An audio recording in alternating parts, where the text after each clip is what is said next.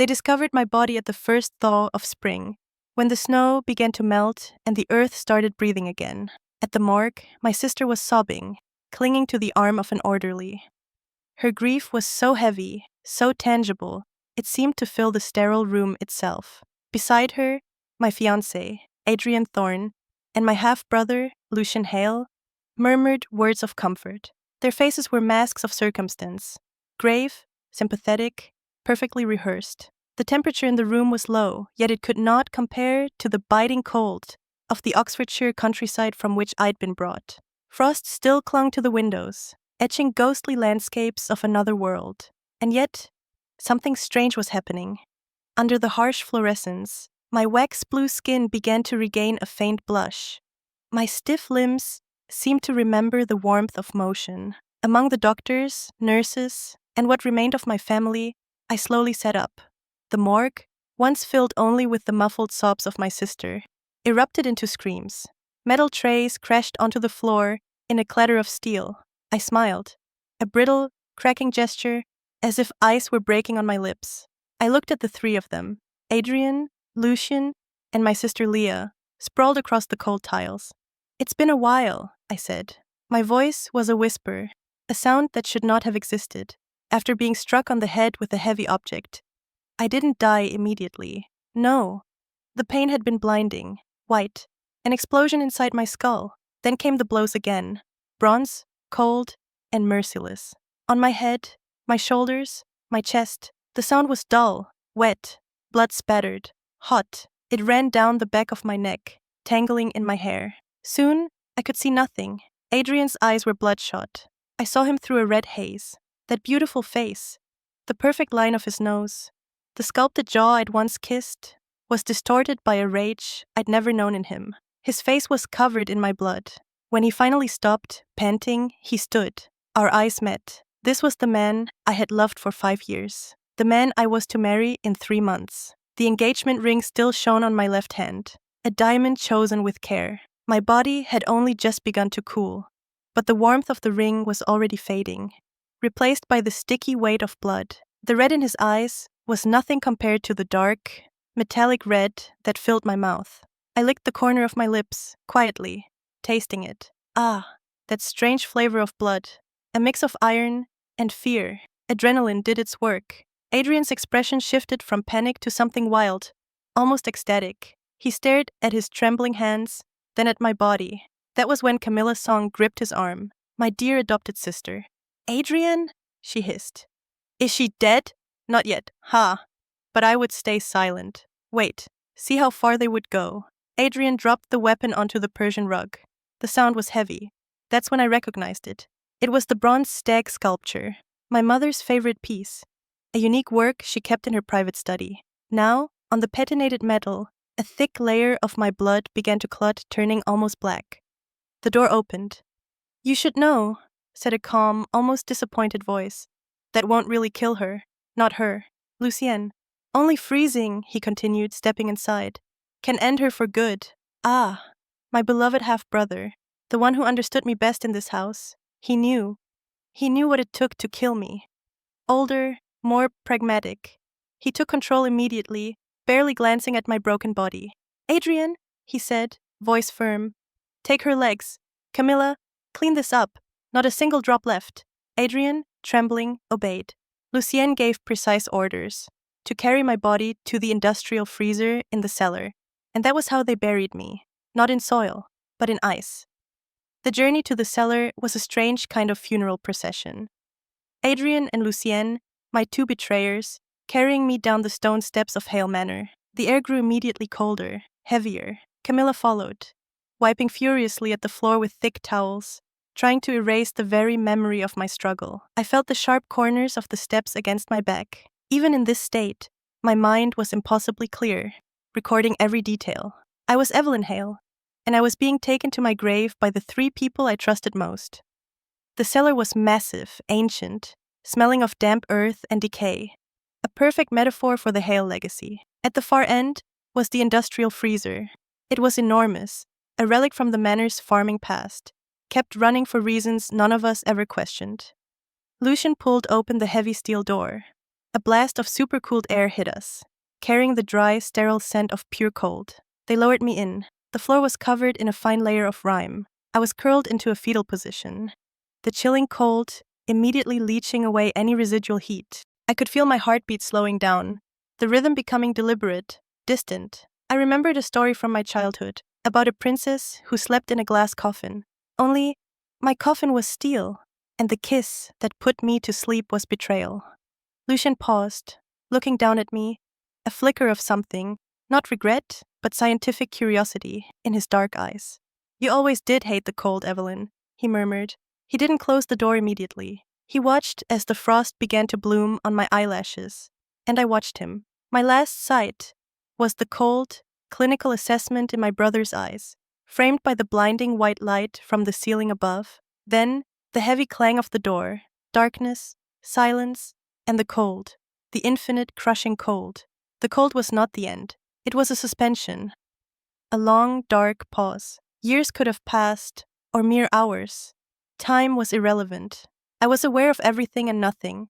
I was a consciousness trapped in a sculpture of ice. But the cold was also a shield. It protected the memory. It preserved the feeling of Adrian's hands on the bronze stag, the sound of Camilla's gasp, and the knowing finality in Lucien's voice.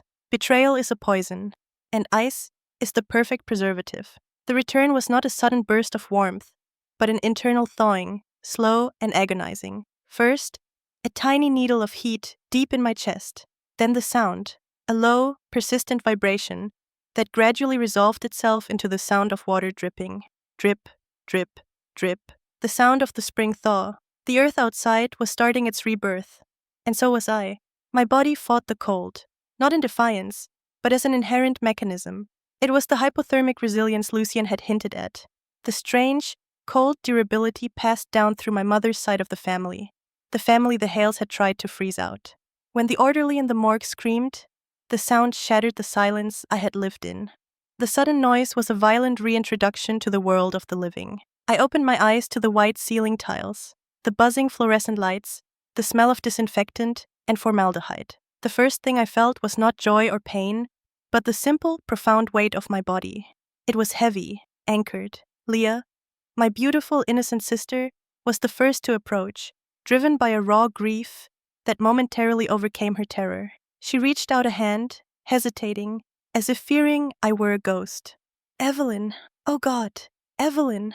I was sitting on the slab, my breath fogging in the cold air. I reached up and touched her cheek. My fingers were still painfully cold, like marble. Leah recoiled slightly, not from fear, but from the sudden, profound chill. Adrian, my fiancé, was still scrambling away, his expensive suit rumpled, his face pale beneath the morgue's light. He didn't look at me with love, or relief, or even shock. He looked at me with the pure, naked horror of a criminal watching his victim rise from the grave. You shouldn't be here," Adrian whispered. A plea, not a statement. Lucien, however, was already recovering. He was standing, brushing the dust from his perfectly tailored trousers. He observed me with that same unnerving, scientific detachment. A slow, thin smile stretched across his lips. It was a terrible smile, acknowledging a game he had just lost, but one he knew he could still win. "So," he said, his voice calm, cutting through the general panic. "The experiment continues." The doctors and nurses were shouting for restraints, for security, but I only had eyes for my 3 loved ones. Leah, whose grief was real, Adrian, whose terror was justified, and Lucien, whose knowing acceptance was the most terrifying of all. I slowly slid off the table, my bare feet landing on the polished, cold floor. I walked toward the open door, toward the sound of the raging spring outside. I wasn't cold anymore, but I wasn't warm either. I was simply present. My heart was beating, but it felt hollow, echoing the silence of the ice. "No need for alarm," I said, my voice gaining strength, now firm and low. "The Hale family always recovers its own." I turned back, catching Lucien's eye. I let the brittle smile return, that smile like cracking ice. I wasn't back for revenge. Not yet. I was back for the truth. I needed to understand the mechanics of their betrayal, the geometry of their hatred. I needed to know why. Why me? And why this bronze stag, my mother's legacy? The answers were in the cold, dusty recesses of Hale Manor, and I intended to retrieve them. one icy memory at a time. The world thought the thaw brought life, but for me, the thaw had brought only a terrifying cold second chance. I stepped out of the morgue, leaving a trail of wet footprints on the floor. The water saw a symbolic release of the ice that had held me. The first place I went was not a hospital, nor the police, but back to the beginning, Hale Manor. It sat in the green, rolling sprawl of the Cotswolds, a place of deceptive beauty. From a distance, it looked like a classic English manor, stone walls, steep slate roof, chimneys smoking lazily against the pale sky. Up close, it was a mausoleum. Everything about the Hale family was old, aristocratic, and decaying, clinging to secrets like ivy clings to stone. The air inside the gates was thick, not with fog, but with the weight of generations who had lived, plotted, and died here. I entered through the back gate, avoiding the official entrance, where I imagined Adrian or Lucien might have already posted guards, or at least a few nervous servants. The manor was utterly silent. The servants had been dismissed after the supposed tragedy, leaving the house to stew in its own cold history. I walked through the service corridors, my footsteps echoing on the polished flagstones. Each step was a sound effect in the horror movie of my life. I found the study first, the room where the violence had occurred. The expensive Persian rug was gone, replaced by a cheap, functional runner. The floorboards beneath it smelled faintly of industrial cleaner and something acrid, like burnt sugar, attempting to mask the deep, coppery scent of old blood. I ran my fingers along the smooth, dark wood of the desk. My study, our study, Adrian had insisted, a symbol of our coming union. But I always knew it was mine, filled with my mother's belongings. My mind, sharpened by the absolute clarity of my icy suspension, played the scene back, not as a blur of fear, but as a meticulously directed tableau. I remembered the exact angle of the bronze stag, how the light from the setting sun had caught its antlers, turning them momentarily gold, just as Adrian swung it. Adrian. His movements were frantic, driven by a raw, untrained panic. He was not a killer by nature, but a vessel. He was acting on impulse, fueled by some hidden spark of anger or fear that I still couldn't identify. Was it lust for the inheritance? Or was it something simpler? A desperate attempt to escape a marriage he never wanted. I watched my ghost self fall, the red blooming quickly on the dark wood. I watched him drop the weapon. The clatter, a sound Camilla instantly reacted to. Camilla, my dear adopted sister. She moved like a shadow, efficient and unnervingly calm. She didn't look at me. She didn't look at Adrian. Her eyes were focused entirely on the mess. She retrieved the towels, the bucket, the cleaner. She was methodical, scrubbing the blood from the walls where it had sprayed, working with the practiced speed of someone who had done this before, or at least had rehearsed the action many times in her mind. Camilla was the architect of the cover-up, the silent enforcer, and that was a role that unsettled me far more than Adrian's rage. Adrian was fire, Camilla was surgical steel. Then, Lucien, the door creaking open, letting in a draft of cold air that was always about him. He barely glanced at the carnage. His focus was entirely on Camilla and Adrian, assessing their efficiency. When he spoke, it was not with emotion, but with the cold, authoritative tone of a man delivering a scientific verdict. You should know that won't really kill her. Not her. Only freezing can end her for good. That sentence now resonated in the silent study, echoing off the dust motes dancing in the afternoon light. Not her. It was the key, the specific terrifying detail that turned my murder from a simple crime of passion or greed into a calculated execution. It confirmed that Lucien knew exactly what I was, or what I had inherited. Hypothermic resilience. It wasn't just a quirk. It was an obstacle, a factor he had planned for. He hadn't just intended to kill me, he intended to annihilate the possibility of my return. But he had failed, and now I was back. I had no impulse to shout, no urge to contact the police, no desire for immediate, messy justice. Justice would come, perhaps, but it felt secondary. I stood in the exact spot where I had fallen, the air still faintly cold, despite the spring outside. What I craved was not revenge, but understanding. I wanted to peel back the layers of my life, the engagement, the family dynamics, the Hale legacy, to find the corrupted root. I needed to understand the why so intimately that it would neutralize the betrayal itself. I moved away from the study and into the deeper, darker corners of the manor. The house itself was a character in this tragedy. The Hales had been prominent in the 17th century, their fortune built on shipping and, perhaps, less savory colonial ventures. Now, the wealth was thin, held together by old lands and older secrets. The current generation, Lucien, the academic, cold and intellectual, Leah, the youngest, pure and naive, Adrian, the outsider, brought in by marriage, and me, the adopted, the half-blood, the anomaly, we were all bound by the crumbling foundation of Hale Manor. I reached the grand hallway.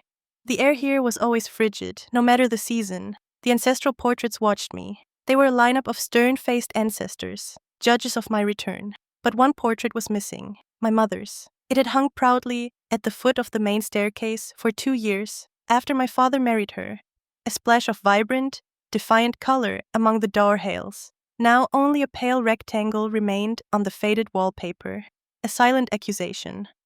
The trail led naturally to the cellar. I walked down the main flight of stairs, then took the smaller hidden staircase reserved for staff and the curious. The stone steps were damp, the air growing colder, heavier. This was the house's beating, rotting heart. I didn't need a key for the industrial freezer. It was still running, its enormous compressor humming a low, relentless dirge. I could hear it before I could see it, a sound I knew now with terrible intimacy. It was the sound of my near death, the sound of preservation. I stopped a few feet away. I didn't open the door. I didn't touch the cold, imposing steel. I simply stood there and listened. The metallic hum filled the small chamber. And then, underneath the steady thrum of the machinery, I heard it. The sound I had first registered when my consciousness was trapped inside the ice. Drip, drip, drip. It wasn't coming from the freezer. It was coming from deeper within the cellar's stone foundation. Water, melting from the earth, or perhaps from the accumulated frost on the ancient pipes. The sound was quiet, but insistent. The sound of the spring thaw.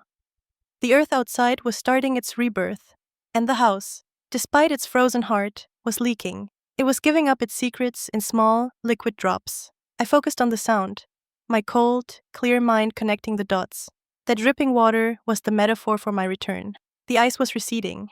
The perfect crime was dissolving, one drop at a time. Lucien's precise, clinical plan to freeze me out of existence had failed because he had underestimated the stubborn persistence of life, the resilience encoded in my genes, the very thing he had tried to suppress. I closed my eyes, letting the cold air of the cellar wash over me. I inhaled the damp earth, the dry dust, the metallic tang of old Hale secrets. I was Evelyn, returned from the brink, standing beside the empty coffin of my betrayal. I felt a strange sense of peace, a calm that came only from having nothing left to lose.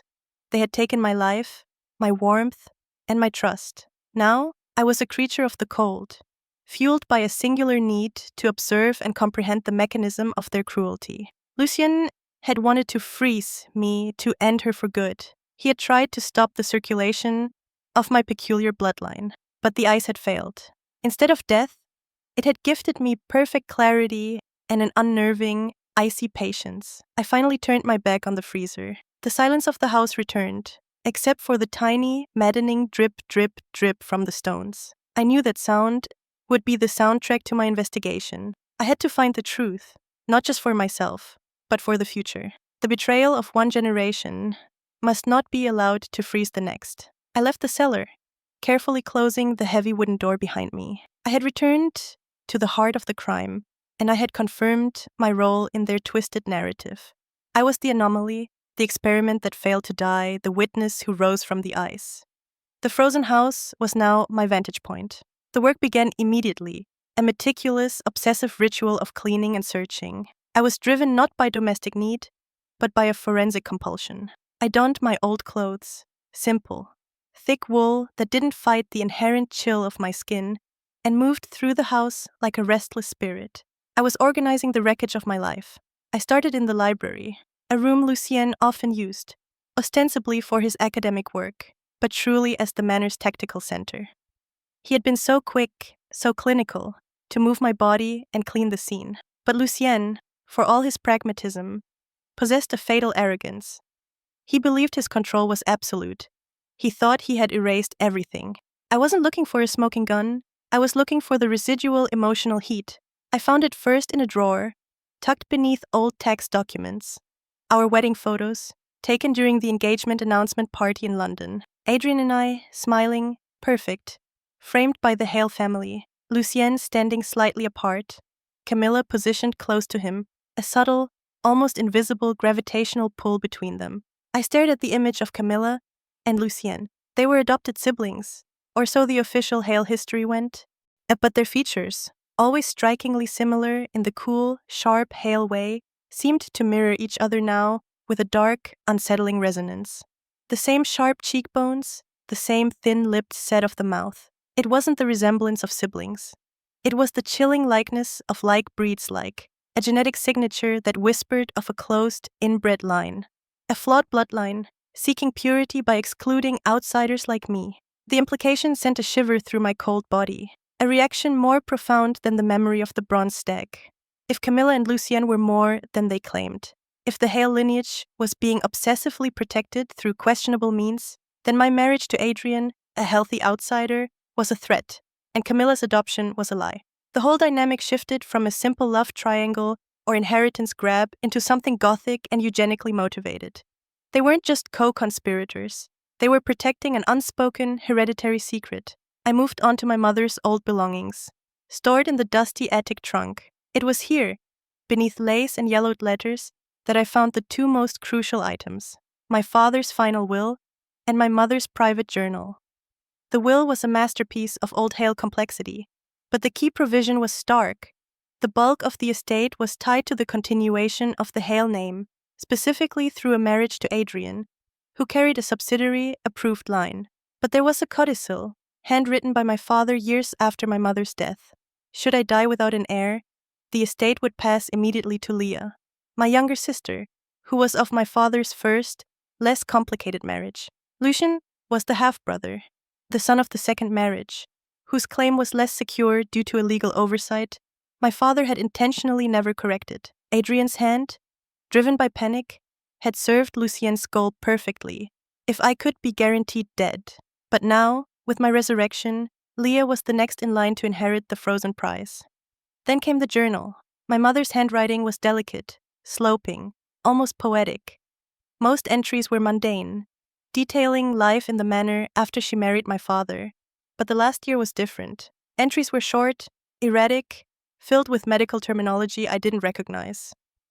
The readings are erratic. He is fixated on the resilience factor. He calls it the hypothermic anomaly. He believes it's linked to the old sickness, the blood flaw. And later, chillingly, Lucien visits my bedside. He draws blood, not for love, but for data. He fears the bloodline will dilute, and Evelyn is the carrier of the undesirable trait. He sees her as a threat to the Hale purity. My breath hitched, a purely mechanical response, as my heart accelerated slightly. The carrier. The bronze stag was not just a weapon, it was a symbol of my mother's life, and now my own near death. Lucien hadn't just been trying to kill me, he was performing an act of genetic sanitation. The ringing of the doorbell shattered the attic silence. It was a nervous, insistent ringing, the sound of someone who was both desperate and hesitant. Leah. I had almost forgotten about Leah in my detached analysis of the family conspiracy. She was the one who genuinely loved me, the one whose tears in the morgue were real. I closed the trunk, descended the stairs, and opened the door.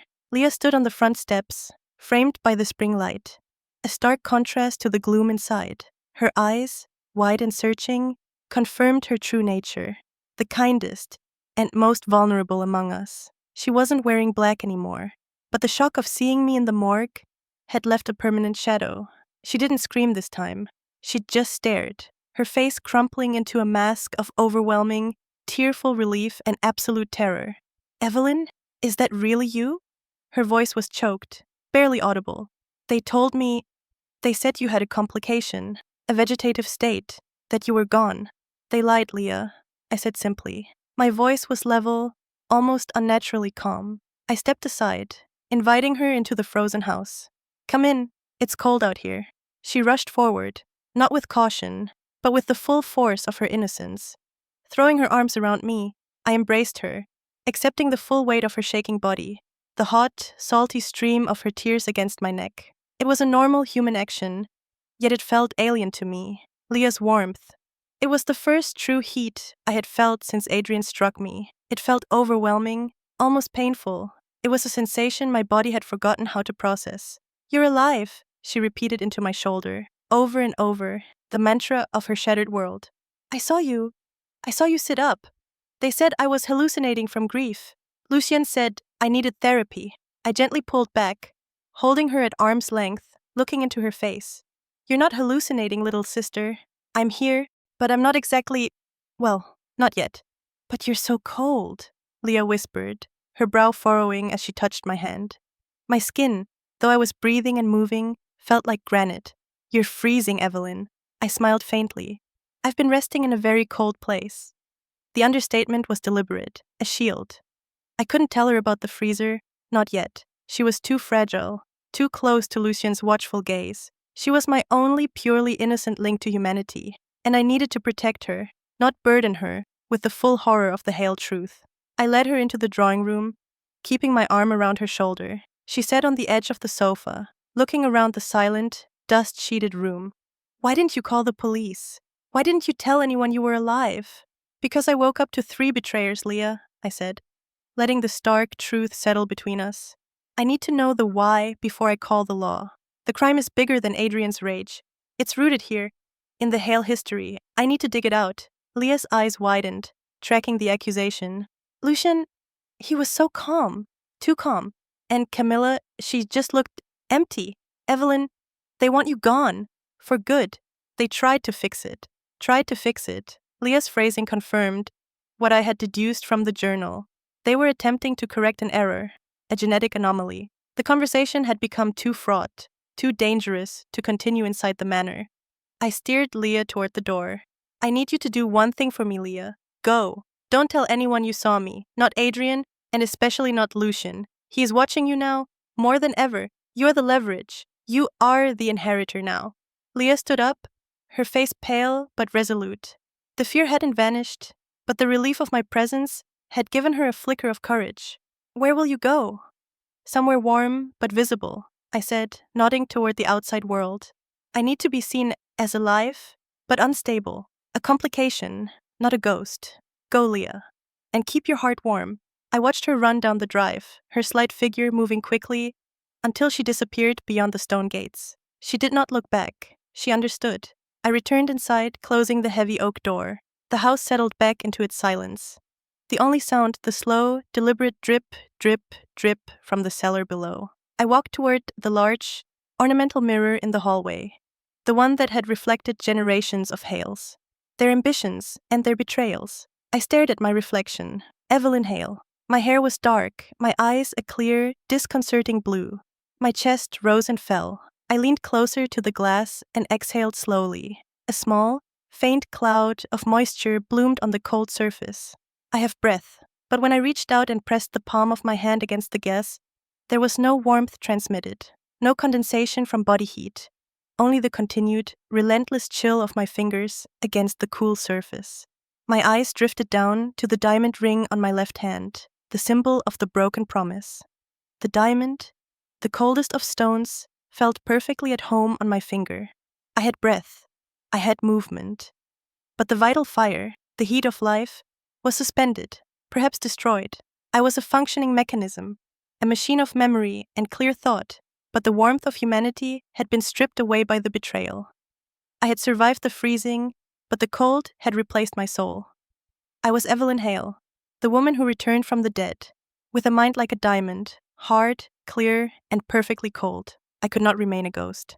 A ghost is an observer, but a ghost cannot reclaim an estate. A ghost is a memory, and I was a physical, breathing, cold-blooded fact. My resurrection in the morgue was a chaotic, uncontrolled event. My re-entry into the world of the living had to be a masterpiece of strategy. I needed to be seen, but not as I was, not as a cold, calculating survivor. I had to be the person they expected. I had to become the ultimate victim, broken, confused, and most importantly, manageable. The first step was the mask. I stood in my old ensuite bathroom, the marble cool beneath my bare feet. The mirror reflected a woman who was technically alive, but visibly wrong. The blush that had returned in the morgue had faded, leaving my skin with the pale, translucent quality of old porcelain. My eyes were too clear, too focused, carrying the deep, still life of the eyes. I opened my makeup bag. This was the first, absurd battle. I had to paint on the life they had tried to extinguish. I used concealer to cover the faint, persistent blue tint at my temples. I applied a cream blush, blending it aggressively, forcing a simulation of blood flow. I put on a dark red lipstick, a defiant slash of color, a proof of life. I dressed not in the wools I craved, but in a cashmere set, pale blue, soft, the very picture of my old self. I looked vulnerable, and I looked wealthy. I looked like a woman who had been found, not one who had returned. I left the manor on foot, walking the 2 miles to the village, then taking a local taxi. I couldn't use any of the Hale cars. I was not announcing my return, I was surfacing. My destination was not the police station. The police would ask questions I did not want to answer. They would treat it as a crime, when I knew it was a conspiracy. I went to Mr. Harrington, the Hale family solicitor, in his dusty Oxford office. When his secretary saw me, she dropped a stack of files. Miss Hale? She whispered, her hand to her throat. But we were told. I'd like to see him, I said, my voice intentionally soft, slightly rough. Please, it's urgent. I was shown into the office. Harrington, a man whose entire being was composed of tweed and fine print, stood up so fast his chair toppled over. Evelyn, he breathed, gripping the edge of his mahogany desk. This is impossible. The funeral, the arrangements. Lucien told us. I let the tears well. It was easy. The cold in my body made my eyes water naturally. I just had to let my face crumple. Mr. Harrington? I whispered, sinking into the leather chair opposite him. I don't know what's happening. I woke up. I was somewhere. It was so cold. They said I was dead. Someone told me I was found. I looked at him, my eyes wide with a perfectly rehearsed, near-total amnesia. I don't remember anything. I don't remember how I got there. I don't remember anything after the party. Harrington was in shock, but his legal mind was already worrying. A dead heiress who wasn't dead. A will that was now contested by the very person it was written for. This was not a miracle. It was a legal catastrophe. My dear girl, he stammered. You've had a terrible shock. A fall, perhaps. The cold. It can do strange things. We must call the manor. We must call Lucien. He's been handling everything. He and Adrian. Adrian? I tested the name as if it were a strange new word. Adrian Thorne? Your fiancé, Evelyn. You don't remember, Adrian? I shook my head, letting another tear fall. I remember the cold. Everything is so cold. This was the masterstroke. Amnesia. It was the perfect shield. It allowed me to be present, to observe, to listen, while being utterly non-threatening. I was no longer a witness who could accuse them. I was a broken object they had to fix. Harrington made the call. I watched his face, the way his professional mask settled over his shock. Lucien, it's Harrington. I have someone in my office. You need to come here, now. It's Evelyn. She's alive. The silence on the other end of the line, even from where I sat, was deafening. Yes, alive, Harrington stressed. She appears to be suffering from severe amnesia. She doesn't remember the incident. Please, just come. We waited. 20 minutes. Not a single word was spoken. I just sat, the perfect portrait of a resurrected trauma victim. He just stared, as if afraid I might dissolve. The door burst open. It was Adrian. He was a mess. His hair was unkempt, his eyes bloodshot behind his glasses. He was the very picture of a grieving fiancé, just as he had been in the morgue. He hadn't rehearsed this. He was living it. When he saw me, he stopped. His breath hitched. Evelyn? He rushed forward, falling to his knees in front of my chair. Evelyn! Oh God, Evelyn, you're alive! You're safe! He grabbed my hands. The contact was electric. His hands were hot, clammy with sweat and panic. My skin, still holding the deep chill of the freezer, was like marble. I gasped, a real, involuntary reaction, and snatched my hands back, pressing them to my chest. You're burning, I whispered, shrinking back. The performance was flawless. because it was true. His heat was a violation. What? He said, confused, hurt. Evelyn, a voice said, cutting through the air. Lucien was standing in the doorway. His mask was better than mine. Where Adrian was chaos, Lucien was a monument of calm, controlled concern.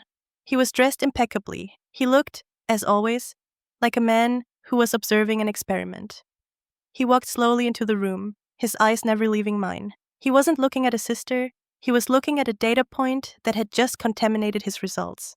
She's alive, he said. Not to me, but to Harrington. She doesn't remember, Harrington supplied, standing. She seems to think she was at a party. Lucien's gaze sharpened. He came closer, crouching down as a doctor would to a patient. Evelyn, he said, his voice a low, soothing baritone. It's me. Lucien, your brother. Do you know where you are? I looked at his face, the face of my executioner, the last face I saw before the freezer door closed, and I saw the curiosity in his eyes, the scientific assessment. I let my gaze remain blank, unfocused. Lucien, I said, I think so. You were always pragmatic. The word came out, a fragment of a memory. I'm so cold, Lucien. What happened? Why is he here? I pointed at Adrian as if he were a stranger. Adrian flinched as if I had struck him. This was perfect. I had just driven a wedge between them. Adrian, the emotional one, was now desperate to fix my memory. Lucien, the cold one, was now faced with a patient he had to manage. Lucien rose. He placed a hand on Adrian's shoulder, a gesture of comfort that was, in reality, a gesture of control. She's in shock, Lucien announced. A severe traumatic response. We can't crowd her. Mr. Harrington, we're taking her home. All family matters, all legal matters, will be handled by me, as her guardian, until she is recovered. He was already doing it, consolidating his power. He was not my brother, he was my guardian. He was positioning himself to take legal control of my assets, using my amnesia as the tool. He had failed to kill me, so now he would have me declared incompetent. Of course, Harrington said, relieved to pass this impossible situation to someone else. Evelyn, Lucien said, offering me his arm. Let's go home. We'll get Dr. Alistair, he's the best. He will help you, remember? Dr. Alistair, the family's private physician, the man who signed my mother's death certificate. Not a doctor, a fixer. I accepted his arm. His coat was wool. It was warm. I leaned on him, playing the part of the frail, broken woman. Home? I whispered. Yes, I'd like to go home. The drive back to Hale Manor was a silent psychological war. I sat in the back of the Bentley. Adrian sat next to me, vibrating with a desperate need to talk, to touch, to help, but terrified by my coldness and Lucien's presence. Lucien drove, his eyes meeting mine in the rearview mirror. He was watching me, testing me. I just looked out the window, my mask of a tragic, hollowed-out victim firmly in place. When we pulled up the long drive to the manor, my heart did not beat faster. It just continued its slow, cold, deliberate rhythm. Camilla was waiting on the steps. She had been called. She was prepared. Her face was a perfect sculpture of sisterly love and tearful relief. Evelyn! Oh my God, Evelyn! She cried, running to the car as Lucien opened my door. She threw her arms around me. It was the ultimate test. Her body was warm, like Adrian's, but her embrace was different. It was not desperate. It was possessive. It was the embrace of a python. I did not flinch. I let my body go limp, surrendering to her hug. Camilla, I whispered, my voice muffled in her hair. You're safe, she murmured, pulling back, her hands gripping my arms.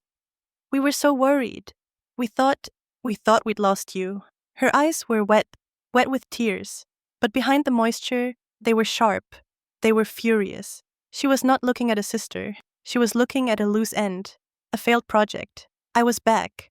I was back in the frozen house, surrounded by my 3 betrayers. They thought I was a broken, amnesic doll, a patient to be managed, a legal problem to be contained. They didn't know that the experiment was over. The autopsy had just begun, and I was the one holding the scalpel.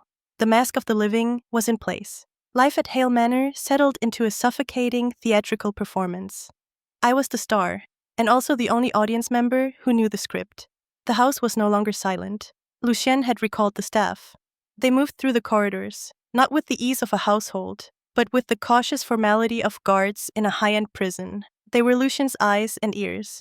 They brought me tea, which I did not drink, adjusted blankets, which I did not need, and reported my every move. I was the patient. Poor Miss Evelyn. Dr. Alistair arrived on the second day. He was a small, dapper man, with tired eyes and an expensive leather bag.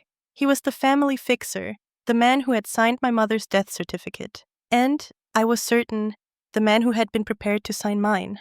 "Evelyn, my dear," he said. His voice soft, almost hypnotic. He sat across from me in the drawing room, a perpetually cold space. Lucien sat in the corner, observing. "Lucien tells me you've had a terrible shock. It's a miracle, a true medical miracle." He shined a small penlight into my eyes. I made a point not to blink, to keep my gaze vacant. "Do you remember anything about that night?" he asked. "Any lights? Any sounds?" "Only cold," I whispered. "I remember I was at a party, and then just cold."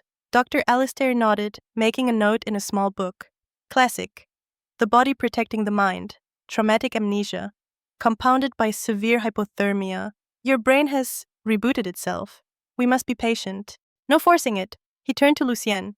"She's very fragile. Any stress could trigger a complete collapse." Lucien nodded, his face a mask of brotherly concern. "Thank you, doctor. We'll do everything we can." "Absolutely," Alistair said, rising. "And keep her warm. Her system has had a profound shock. Warmth is crucial for recovery. Fires, blankets, hot soup, coax the life back in." "Warm," Lucien repeated, his gaze flicking to me. "We understand." Dr. Alistair's advice had, without his knowledge, handed my enemies a new weapon. He had ordered them to conduct the fire test. Adrian became the chief enforcer. He was driven by his guilt, and perhaps by some twisted, lingering love. He clung to Alistair's advice like a life raft. If he could warm me, he could heal me, and perhaps, somehow, absolve himself. He became the jailer of warmth. "Evelyn, you're shivering," he'd say. Though I was perfectly still, he would drape a heavy cashmere throw over my shoulders. The weight was suffocating. The wool felt like a wire brush against my cold, sensitized skin. I would smile weakly and thank him. He brought me hot tea, hot chocolate, hot soup. I would take a small sip. The burning liquid a shock to my system. "Thank you, Adrian. That's so thoughtful." But the true test was yet to come. That evening, I walked into the drawing room. The room, normally an icebox, had been transformed. A massive, roaring fire dominated the hearth. It was not a small, cozy fire. It was an inferno. Adrian had packed it with dry oak, and the flames were leaping, licking up the chimney. The air in the room was thick, dry, and hot. It smelled of ash and resin. I stopped at the threshold. The wave of heat that hit my face was not a welcome.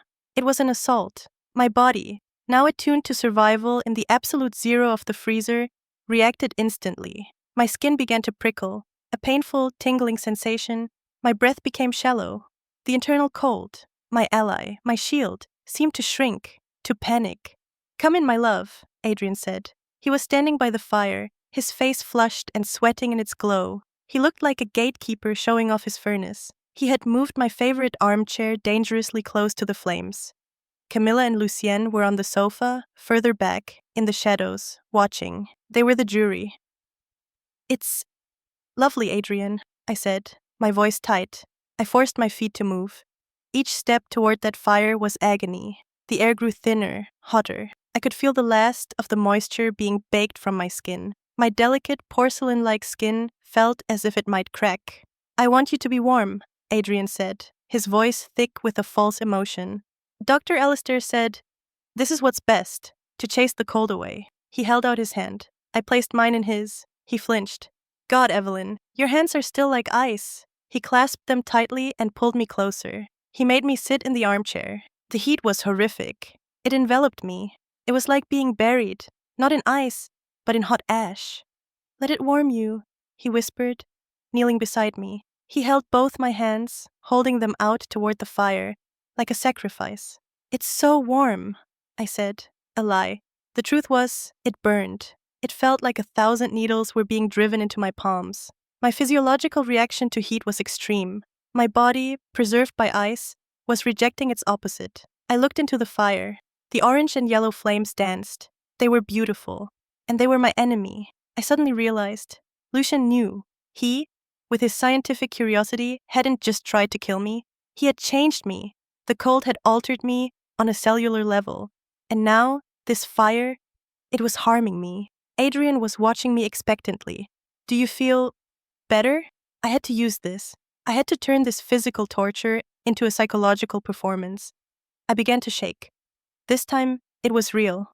A deep, internal tremor, not of cold, but of shock.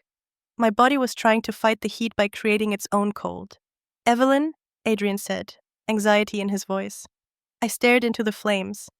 I let the real panic I felt, the panic of an ice creature being thrown into the sun, play across my face. It's so bright, I stammered. I saw the reflection in my mind, not of the fire, of the cold, the blinding, white fluorescent light of the freezer bulb. The infinite, crushing cold. I was using the true memory, but I was inverting it. So hot, I whispered. And then I saw it. Not a memory, an association. The fire, the heat, Adrian, his hands, heat. I remembered. Heat. That was the last thing I felt before the cold. Not the heat of a fire, the heat of blood. My blood, hot and sticky, running down the back of my neck. Adrian's rage, his face, flushed, not with firelight but with fury, the heat of betrayal. No, I said, my voice cracking. I snatched my hands back from Adrian's grasp. No. Evelyn, what is it? Adrian was frantic, trying to grab me. It's too hot, I screamed. It's burning, like. I looked at him, my eyes wide with a perfectly staged, truth-fueled horror. Blood, I whispered. So much hot blood. Adrian froze. His face went chalk white. He had believed the amnesia was total. Camilla and Lucien were on their feet. They were moving closer. She's remembering, Lucien said, his voice sharp, laced with scientific excitement. No, Adrian shouted, turning on Lucien. You're frightening her. Put it out. No, don't. I had gone too far. I had shown them a flash of memory. Now I had to douse it. I looked at Adrian, at my killer. Who are you? I shrieked, scrambling back, knocking the armchair over with a heavy thud. I huddled by the hearth, away from the flames, pressing myself against the cold stone of the chimney. I brought my knees to my chest, shaking. It's too hot. Make it go away. Make him go away. I don't know him. I don't know him. The performance was complete. I had turned their fire test into proof of my amnesia. I had made the heat, their weapon, into my trigger. I had sown dissent. Adrian was too hot. Adrian was part of the trauma. I had reinforced my cover by using the truth. I was truly hurt by the heat, and I was truly terrified of Adrian. Enough, Lucien commanded. He was in guardian mode. Adrian, back away. You're frightening her. Camilla, call Dr. Alistair. Tell him the patient had an adverse reaction to heat therapy. He stepped toward me. I flinched. He stopped. He looked at me, huddled on the floor, a trembling, broken creature. Evelyn, he said, his voice almost gentle. You're safe. The fire can't hurt you. You lie, I thought. The cold is what saved me. I want cold, I sobbed. Please, I want my room. Open the windows. I need air. I had passed. I had turned my physical weakness into a psychological strength. They had seen my reaction to the fire. They had seen my terror of Adrian. They were convinced I was broken. They didn't know I was simply being forged in the cold. And I had just learned something invaluable. They had a new weapon, but so did I. Fire hurt me, and that meant human warmth, touch, love, all of it was now a threat. Lucien hadn't just tried to kill me. He had succeeded in making me something other than human. I, Evelyn Hale, was a creature of ice, and I had just declared war on the sun. The fire test changed the dynamic in Hale Manor. I was no longer just a passive patient. I was a volatile one, a fragile object that might detonate with forbidden memories. The house rearranged itself around me in a new cautious orbit. I had retreated to my chambers, the master suite, a vast, drafty space with tall windows overlooking the wild gardens. And I had made my first demand. Open them, I had said to a maid who brought my untouched breakfast tray. Ma'am? The young girl, Rose, paused. The windows, open them, all of them. I said, my voice frail but insistent. I can't breathe. It's too close. The maid hesitated. But miss, it's very cold out. And Dr. Alistair said you must be kept warm. I'm hot, I interrupted, a performed note of panic in my voice. I can feel it coming back. The fire. Please. The frightened girl scurried to the latches and opened all 3 sets of French windows. A damp, cold blast of Oxfordshire spring air rolled into the room. It smelled of wet earth, new leaves, and coming rain. The air was frigid, clean. I took a deep, shuddering breath, and for the first time since my return, my body did not feel like it was under assault. The cold was not a torture. It was a liberation. It was an addict's fix. The cold inside me reached out to the cold outside. My prickling skin soothed. My breathing deepened. Thank you, I whispered, sinking back into the pillows. The maid stared at me, twisting her apron. Ma'am, are you sure you're all right? I am now, I said. Please, leave them open. Word of my eccentricity spread. Dr. Alistair was summoned again. This time, he found me sitting in the window seat, the cold breeze washing over my face. I was wearing only a thin silk nightgown. Evelyn, my dear, he said, clearly uncomfortable in the chill. This is reckless. You'll catch pneumonia. I feel clearer, I said, not looking at him. When it's hot, I see the blood. I see his face. I didn't need to say Adrian's. He understood. But the cold, it makes everything was quiet. Lucien, standing in the doorway, observed. This was a new variable. Alistair rubbed his chin. A fascinating psychological response. A traumatic association. You're linking heat with your trauma and cold, your near-death state, with safety, a form of traumatic inversion perhaps. What do you suggest? Lucien asked, stepping into the room, unbothered by the temperature. He was like me. The cold didn't register. We can't risk another collapse, Alistair decided. If the cold keeps her stable, then let her have the cold. For now. Consider it a psychological anchor. But watch her closely. I had been sanctioned. I was now officially permitted to live in the one environment I craved. My room became my territory, an icebound island in the suffocating house. The fireplace was never lit.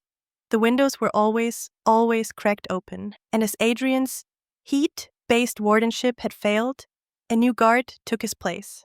Camilla. If Adrian was fire, Camilla was ice.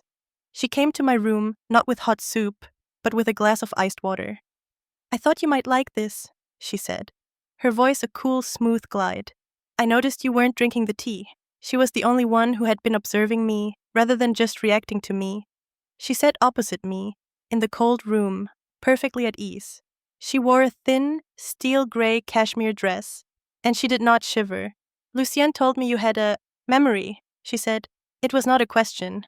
Do you think he believes me? I asked, playing the confused girl card. Camilla smiled, a thin expression, like a crack in a frozen lake. Lucien doesn't believe anyone, Evelyn. He collects data, and you are providing him with a great deal of it. She was probing, testing me. Are you afraid of him, Camilla? I asked. I respect him, she corrected. We all do. She rose, gliding like a phantom. Get some rest, sister. You look fragile. She was wrong. I wasn't fragile. I was focusing. The cold was not just a comfort. It was a catalyst. In my cold room, my mind, which had been sharpened by the freezer, became terrifyingly acute. The human fog of emotion, fear, rage, grief, was gone, burned away by the ice. My faked amnesia was my shield, and the cold was my sword. I remembered everything. I remembered the attic trunk. I remembered my mother's journal. I remembered my father's will. I remembered the why. I was not Evelyn the victim. I was Evelyn the anomaly, the carrier of the hypothermic resilience that Lucien had been studying in my mother, the flaw in the bloodline he was trying to purify. My fire test had been more than a random cruelty. It was an experiment. Lucien was testing the limits of my new physiology. And Camilla's visit confirmed my suspicion.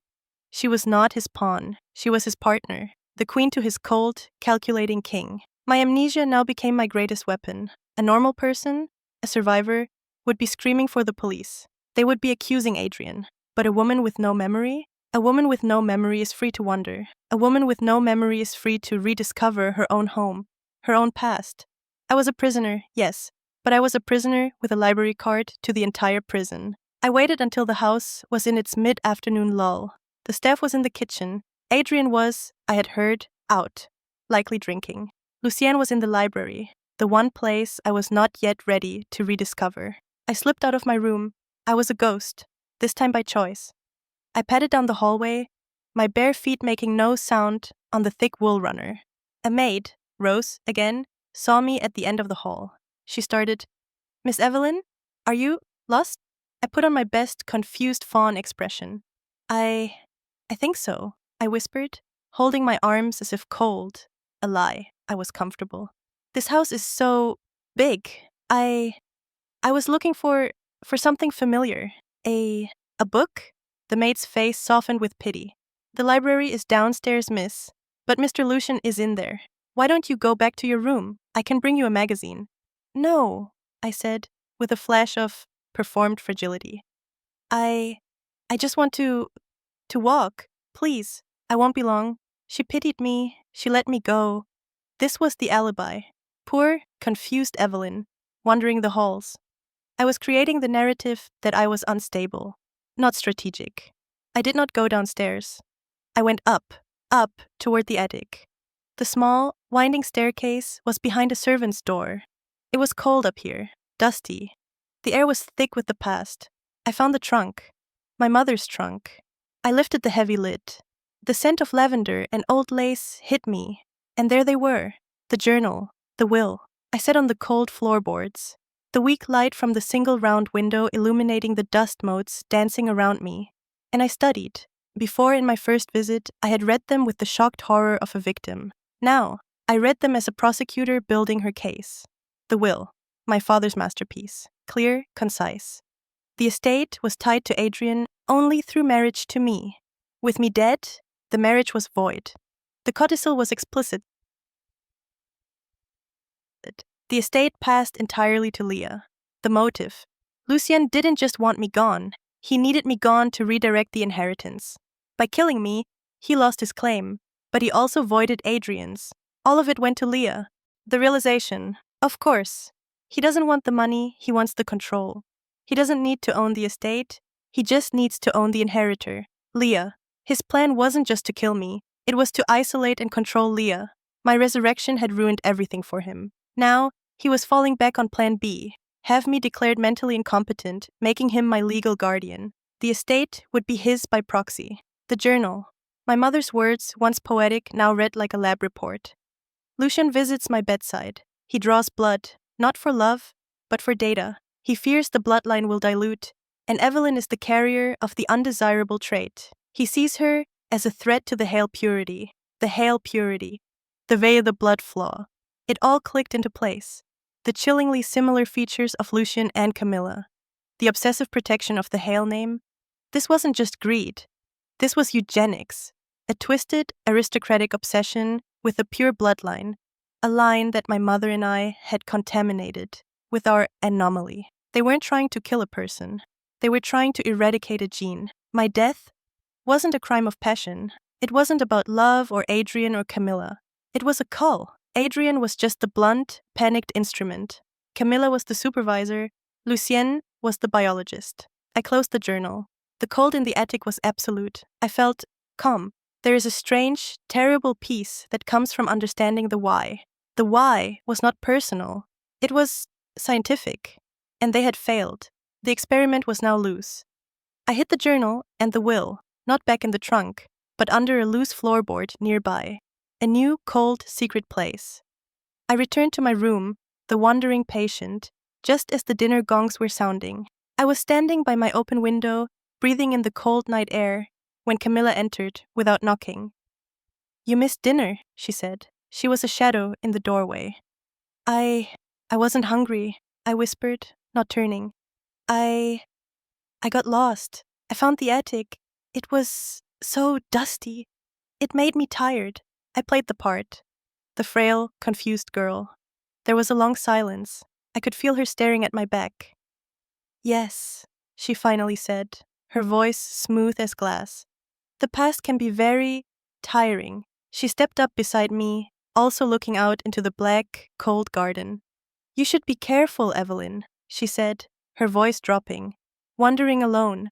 This old house, it has so many cold, dark places. It would be a pity to get lost again. It was not a warning. It was a threat. The Cold War had just been declared. Thank you, Camilla, I said, turning to her, my face a mask of innocent gratitude. I'll try to remember. The threat from Camilla was a gift. It was a confirmation of the rules. The game was no longer about my recovery. It was about my containment. I was the watched woman, the doll in the cold storage dollhouse. And I began to perform the part with a terrifying hollow devotion. My amnesia became my hunting blind.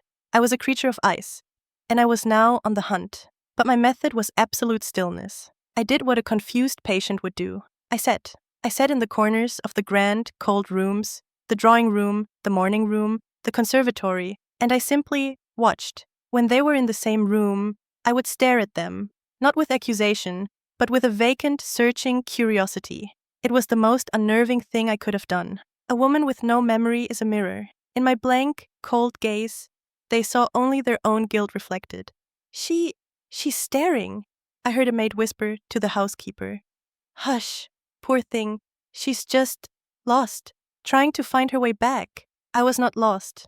I was mapping the network of their conspiracy, the invisible, electrified fences of their lies. The first to crack was Adrian. He was not built for this. He was a creature of impulse, of heat, and this new, cold, silent war was shredding his nerves. He couldn't bear being the monster. He needed to be the hero, the rescuer. He would try to help me remember us. Look, Evelyn, he'd say, his voice strained, desperate. He'd bring the large, leather-bound photo album to my cold room. This was us. In Venice. Do you remember the gondola? You laughed so hard, you almost tipped us over. I would take the album. My cold fingers would trace his smiling, sun-kissed face. I felt nothing. No nostalgia, no anger, just the faint, papery smell of the photo.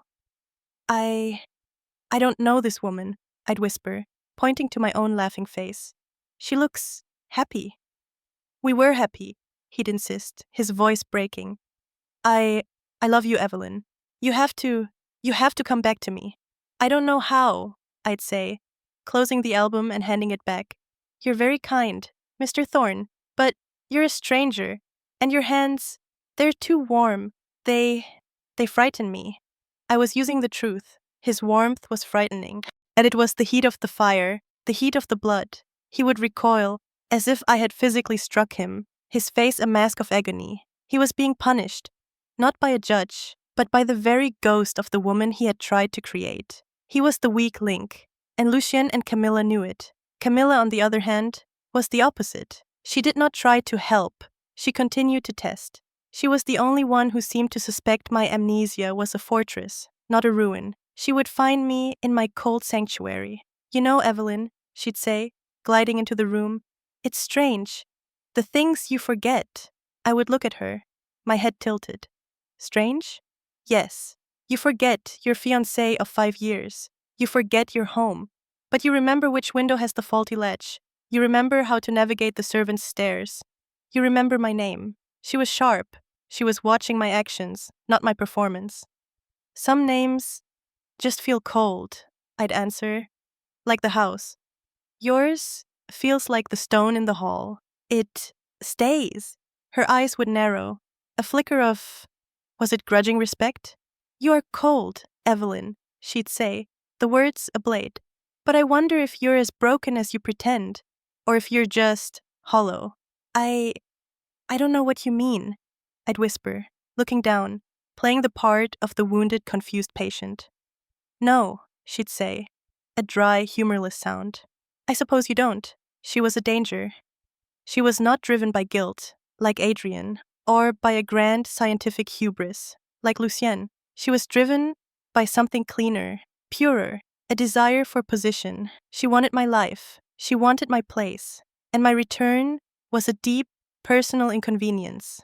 But my true target was Lucien. He was the biologist, the architect, the man who saw the world not as a play of passions, but as a solvable equation. He was the hardest to watch, because he was the most accomplished watcher of all. He spent his days in the library, his tactical center. He was managing the estate, fielding calls from Harrington, and I was certain, managing Adrian and Camilla. I knew, from my attic research, that my true goal was to find the link between him and Camilla. The journal had hinted at a Hale purity.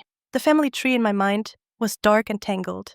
I found my chance on a Tuesday. The house was quiet. Adrian had gone to Oxford to clear his head. Camilla was supposedly in the gardens. I was napping in my cold room. I was not napping. I was listening. The house was old. It carried sound. I heard the library door, 2 floors below, click shut. I had assumed Lucien was in there. But, if he was, who had just entered? I slipped from my room. My bare feet were silent on the ancient wooden floors, a cold creature, moving through its own habitat. I used the servants' stairs, the ones Camilla had noted. They led to a small, dark passage behind the main library's wall. A priest's hole, from a bygone era, now used for running electrical conduit. It had a small, grated opening, hidden behind a tapestry, for ventilation. I became a shadow in the passage. The air was thick with the smell of dust and old paper. I reached the grate. I could see them. They were not in a passionate embrace. It was nothing so crude. It was somehow far more intimate. They were standing at my father's large oak desk. Between them was an old, leather-bound book, a Hale family ledger, one I had never been allowed to see. It looked like a genetic map, a family tree. Lucien was tracing a line with his finger. Camilla was leaning in, her dark hair almost brushing his shoulder. They were so close. They were breathing the same air. And this is the problem, Lucien was saying, his voice a low, clinical murmur. The anomaly. It resurfaced with her. We believed my mother had been cleansed, but it was dormant. You drew her blood for years, Camilla said. Her voice was not the voice she used with me. It was sharp, intelligent, the voice of a co-conspirator. You knew she was a carrier. I knew she was a risk, he corrected. A 50% chance. I never imagined this resilience. The cold. It didn't kill her, it perfected the anomaly. Camilla was quiet for a long moment. So the fire test was to see how perfect. It was to see if the heat would degrade the cell structure. It did not. It only agitated her. She is a perfect specimen, Camilla. A biological dead end. But a fascinating one. He spoke of me as if I were a new species of insect he had discovered. And the asset? Camilla asked, her voice turning to pure business. Leah? Leah is simpler. She is pure. Our father's original line. No resilience. She will be compliant. And Adrian? Lucien sighed, a sound of profound disappointment. Adrian was a tool, a blunt instrument, and he broke. He is a liability. His emotional breakdown is a problem. He is becoming unstable. He's in love with a ghost, Camilla said, with a flicker of contempt. He thinks by warming her, he can bring his Evelyn back. He doesn't realize his Evelyn never existed. His guilt makes him a danger, Lucien said. He turned to face her. If he cracks, if he confesses to anything, all of this becomes complicated. So, Camilla said, not even a question, he needs to be silenced for the good of the family. For the good of the family, Lucien agreed. He put his hand on her shoulder, not a lover's touch, not a brother's touch. It was the touch of a scientist, thanking his assistant. You have been invaluable. I protect the bloodline, Lucien, as you do. I had stopped breathing. The truth. It was all there. It was eugenics. It was blood. And they were planning to silence Adrian. Permanently. He was the next loose end. A new, cold, terrifying clarity filled me. I had been focused on my own survival, on my own investigation. But now, a new player was on the board. My pawn. The man who had bludgeoned me to the brink of death. Adrian Thorne. I had been watching him as a predator watches its failed prey. But now, I had to save him. Not for his sake, not for forgiveness, but because he was my evidence. He was the weak link. And he was the only one who could bring the entire, rotten, pure house of Hale crashing down. They wanted to silence him, which meant I had to make him scream. I pushed back from the grate, a silent, cold shadow. The game had changed. The watched, in order to protect her own strange, frozen life, now had to protect the life of her killer. I returned to my room just as the dinner gongs began to sound. I looked at my reflection in the dark window. I was no longer just the watcher. I was becoming the shepherd. A cold, calculating shepherd to a single, terrified and very, very guilty sheep. My strategy was now twofold. I had to survive Lucien and Camilla, and I had to break Adrian. My life, my estate, and my strange, cold future depended on forcing a confession from the weakest, most volatile part of the conspiracy. Adrian was a man drowning in his own guilt, and Lucien, ever the pragmat est, was about to hand him an anchor instead of a life raft. I didn't have to wait long. The house, once my prison, now my chessboard, gave me an opening. I heard the argument. It was 2 days after my revelation in the priest's hole. The sound carried up from the ground floor, a dull, angry thrumming. Adrian and Lucien. I wandered from my room, the confused patient drawn to the sound. I stood at the top of the grand staircase, a ghost in my pale blue cashmere, looking down into the main hall. They were by the library door. They hadn't seen me. "Not unstable!" Adrian was hissing, his voice cracking with a mix of fear and whiskey-fueled rage. I'm worried. She's not her. She's this cold, empty thing. She looked at me like she didn't know me.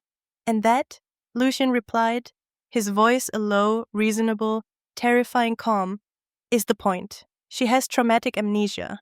The fact that you keep trying to force a memory, that you insist on this heat therapy that clearly distresses her, that is what is making you unstable, Adrian. I'm not. You are, Lucien said, his voice dropping further. You're becoming a liability. You're emotional. You're drinking. You are messy. And this situation requires precision. Messy. The word I had overheard. The word I had planted.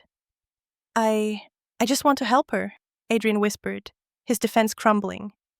The best way you can help, Lucien said, placing a brotherly hand on his shoulder, is to go to London for a few weeks. Clear your head. Let Dr. Alistair and myself handle her recovery. When she is more herself, you can return.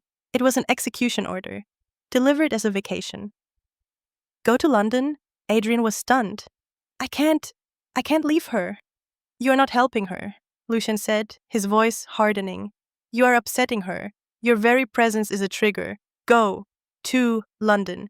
Camilla is already packing a bag for you. Camilla. Of course.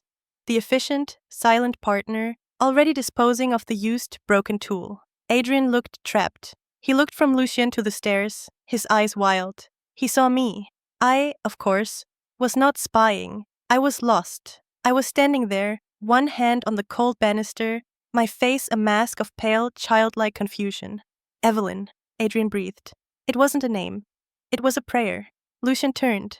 His face did not change, but his eyes were furious.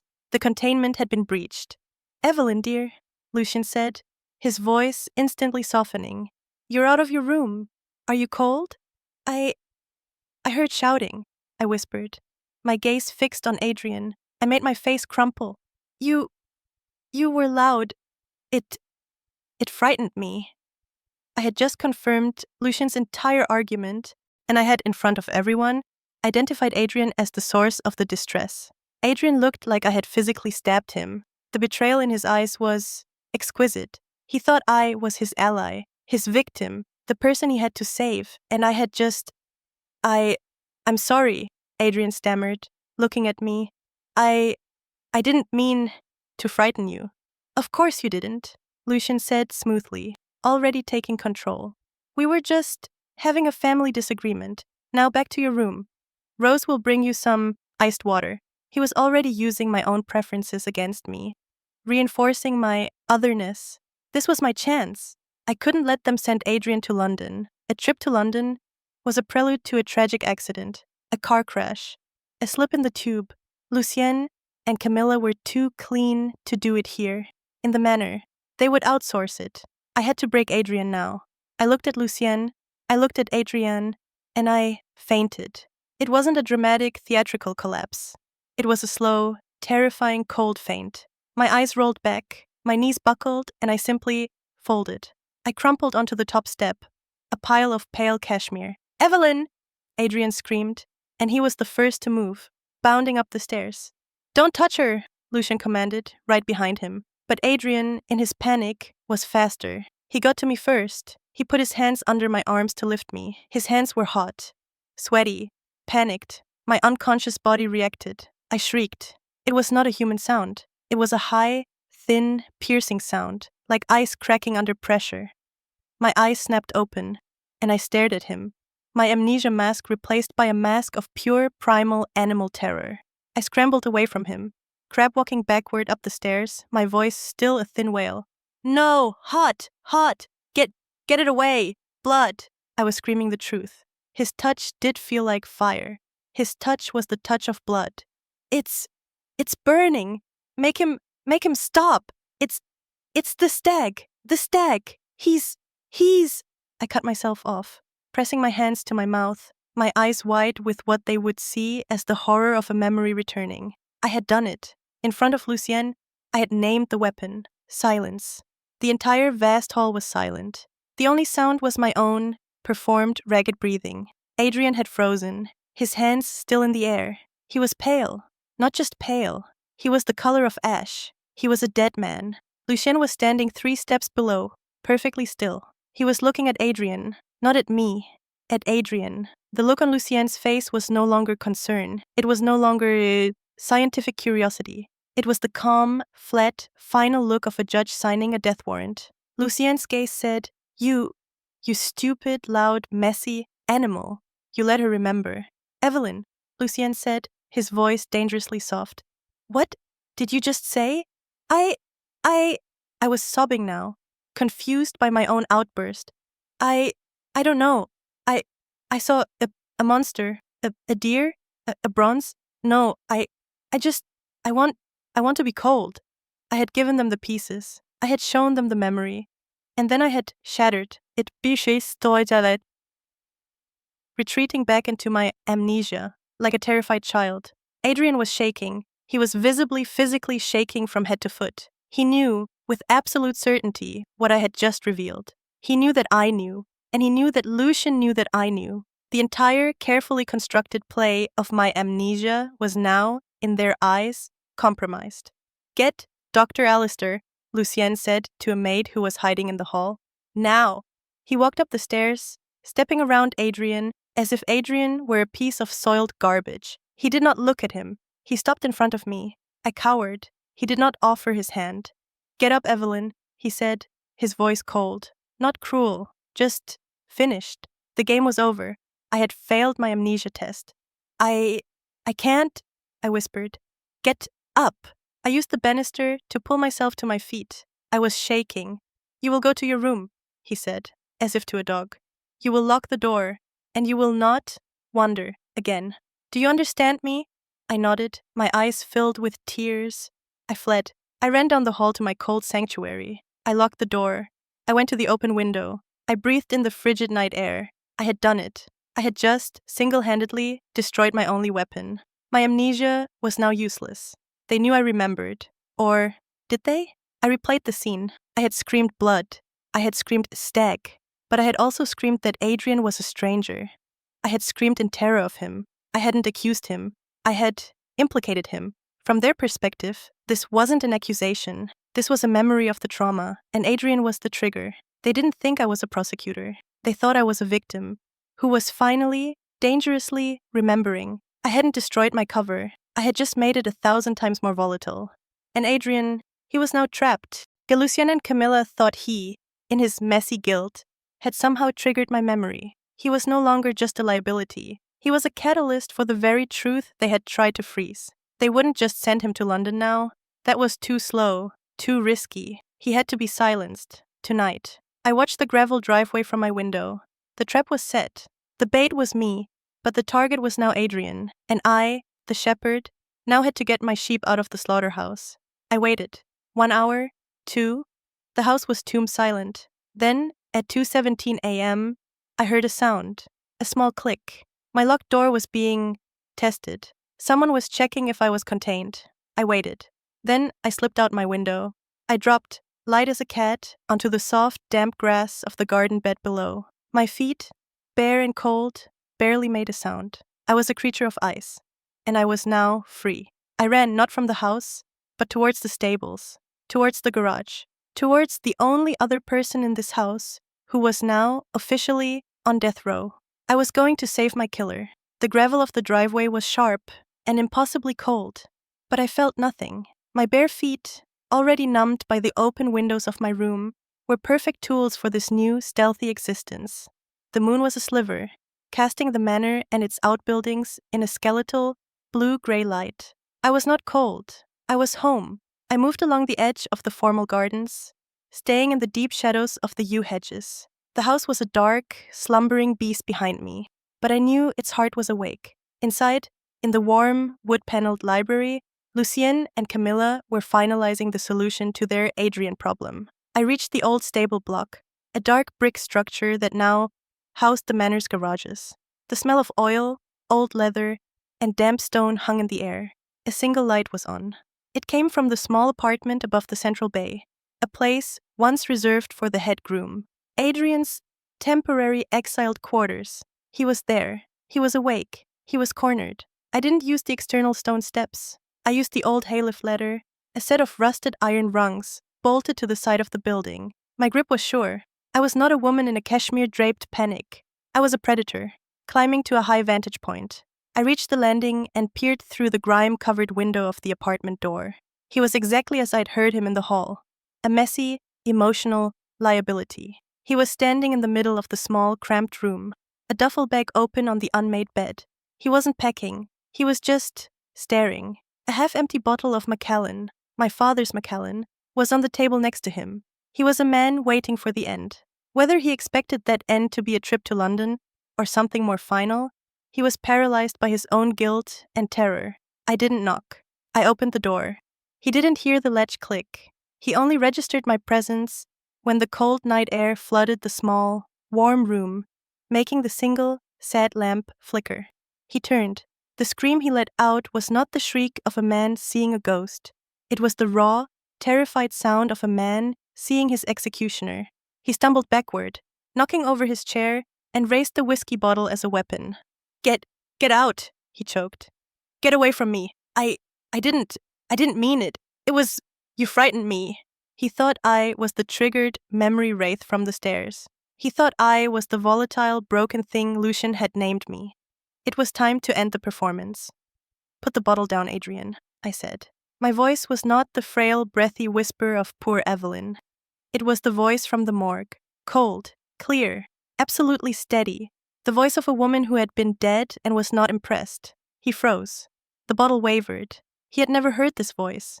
This was not the woman he had courted. This was not the victim he had bludgeoned. I don't have amnesia, I said. The silence that followed was more profound than the silence of the freezer. Adrian just stared. His mind, already saturated with alcohol and panic, simply could not process the words. What? He whispered. Amnesia, I said, stepping into the room, closing the door behind me. I let the full, cold authority of my presence fill the space. It was a mask, a test. I needed to see what you would all do. I needed to know why. I watched the blood drain from his face. The hot, angry flush of his drunkenness was gone, replaced by the same ashen, waxy pallor I had seen on my own skin in the mirror. He was finally as cold as I was. You've been pretending? He stammered. The fire? The stag? Oh, the terror was real, Adrian, I said, allowing myself a small, brittle smile. The fire does hurt me, and you do trigger me, but not because I'm a broken doll. I took a step closer. He flinched and pressed himself against the wall. A cornered rat. I'm not here to accuse you, I said. I'm not here to forgive you. I'm here because Lucien and Camilla are, at this very moment, deciding how to kill you. That got his attention. His eyes, wide with terror, finally focused. No, he whispered. No, you're lying. Lucien is my friend. He's just sending me to London to rest. To rest? I laughed. The sound was dry, like ice scraping stone. Adrian, you are a murder weapon. A messy, emotional, used murder weapon. And Lucien is a biologist. He is cleaning up his failed experiment. You are the last inconvenient piece of evidence. I heard them, I said, cutting him off. I was in the priest's hole. I heard everything. You're unstable. You're a liability. You're the one who made me remember. They can't risk you, Adrian. They can't risk you talking to the police. They can't risk you talking to me. I saw the truth of it land. He looked at the locked door, as if expecting them to burst in. Why would they? He began, but the question died. Because you think this was about you? I asked. You think this was about an affair? You think you were a partner in this? You foolish, vain man. I walked to the table and picked up his glass. I swirled the amber liquid. This was never about love, or hate, or greed, I said. This was about eugenics. This was about Hale purity, a twisted, aristocratic obsession with their own bloodline. I told him everything. I told him about my mother. I told him about the hypothermic anomaly she and I carried, the undesirable trait that Lucien, her own stepson, had been studying. We were contaminants, Adrian. We were flaws in the blood. Lucien has been trying to purify the family for years. I don't... Why do you think they needed you? I pressed, the words like ice picks. An outsider but from an approved line. You weren't a fiancé. You were a stud. You were brought in to breed the flaw out, to marry me and have pure children. But I was still the carrier. I was still a risk. So I had to be culled.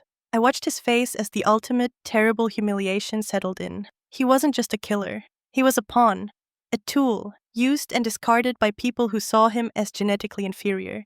His rage, his panic, his entire life in this house was a lie. They used you to get rid of me. And now that I'm back, and you're falling apart, you are a problem. And Lucien solves his problems. Camilla, he whispered, the name a curse. Camilla is his queen, I said. She's the true believer. She's the one who cleans up. She packed your bag, Adrian. Do you really think she's going to let you get to the London train? He looked at the duffel bag on the bed. He looked at the whiskey bottle in his hand. He looked at me, the woman he had bludgeoned and left for dead in a freezer. Why are you telling me this? He finally choked out. Why? Save me? I set the glass down. Save you? I said, the word tasting like poison. Don't ever misunderstand this. I am not saving you. I am saving my only witness. I stepped toward him, my face inches from his. He was trembling, but I felt nothing. I am a ghost, I said, my voice dropping to the temperature of the freezer. I have no legal standing. My word against theirs, a hysterical woman, back from the dead, with amnesia. I am nothing. But you... I tapped his chest with one cold finger. He winced. You are the murder weapon. You are the confession. You are the weak link. Your guilt, your mess, your humanity. It's the only thing that can bring them down. They want to silence you, Adrian. I want you to scream. He was sobbing now. Great, heaving, drunken sobs. I can't. I killed you. I'm not asking for your apology, I spat. I'm offering you a choice. It's a terrible, unholy alliance. Your life for your testimony. What do you want me to do? I want you to live, I said. I want you to run. And then I want you to talk. I want you to tell Leah. I want you to tell Harrington. I want you to tell the police. I want you to burn this whole, rotten, pure family to the ground from the inside out. They'll find me, he whispered, terrified. Lucien, he's everywhere. He's not everywhere, I said. He's here, and he's coming for you, right now. As if on cue, a sound from outside, a soft crunch on the gravel, not a footstep, a car. A dark shape, a Bentley, was rolling to a stop in the stable yard, its lights off. I looked at Adrian. The board is set. A car door opened, and then closed, almost silently. They're here, I whispered. Lucien? Or Camilla? To give you your ride to London. Adrian's panic was absolute. He was a trapped animal. You have one chance, I said, grabbing his duffel bag from the bed. This isn't a prison, it's a farm, and there are other exits. I pointed to the small, second window, the one that overlooked the dark fields, not the manor. Run, Adrian, run to the village, call the police. Tell them you're afraid for your life. Tell them Lucien Hale is trying to kill you. Tell them everything. Use my name, use the stag, use the freezer. They'll think you're insane until they come here, until they find the bloodstains under the rug, until they find me. Find you? You're not coming? I smiled. No, I'm not the witness, Adrian. I'm the evidence. I'm staying here. I'm going to walk right back into my cold, locked room. And when they find you gone, and they come for me, I will be the confused or amnesiac patient who knows nothing. The game's not over. It's just resetting. Evelyn, he said, his voice broken. Go, I hissed, shoving the bag into his chest. Run, or die. Your choice. He looked at me, at the ghost who was offering him a terrible, cold salvation. He scrambled to the window. He fumbled with the latch. I heard a footstep on the stone stairs outside the apartment door. Too late. No, I whispered. A soft, polite knock on the door. Knock, knock, knock. Adrian froze, his hand on the window latch. Adrian? Camilla's voice. Smooth, silky, like antifreeze. It's me. Lucien sent me. He's worried about you. He'd like you to come up to the house for a final drink. The finality of it hung in the air. Adrian looked at me, his eyes screaming. I put a single, cold finger to my lips. Silence. I pointed. Not at the window, but at the bed. He understood. He dove under it, pulling his duffel bag with him, a pathetic, trembling lump in the dark. I, in the meantime, walked to the door.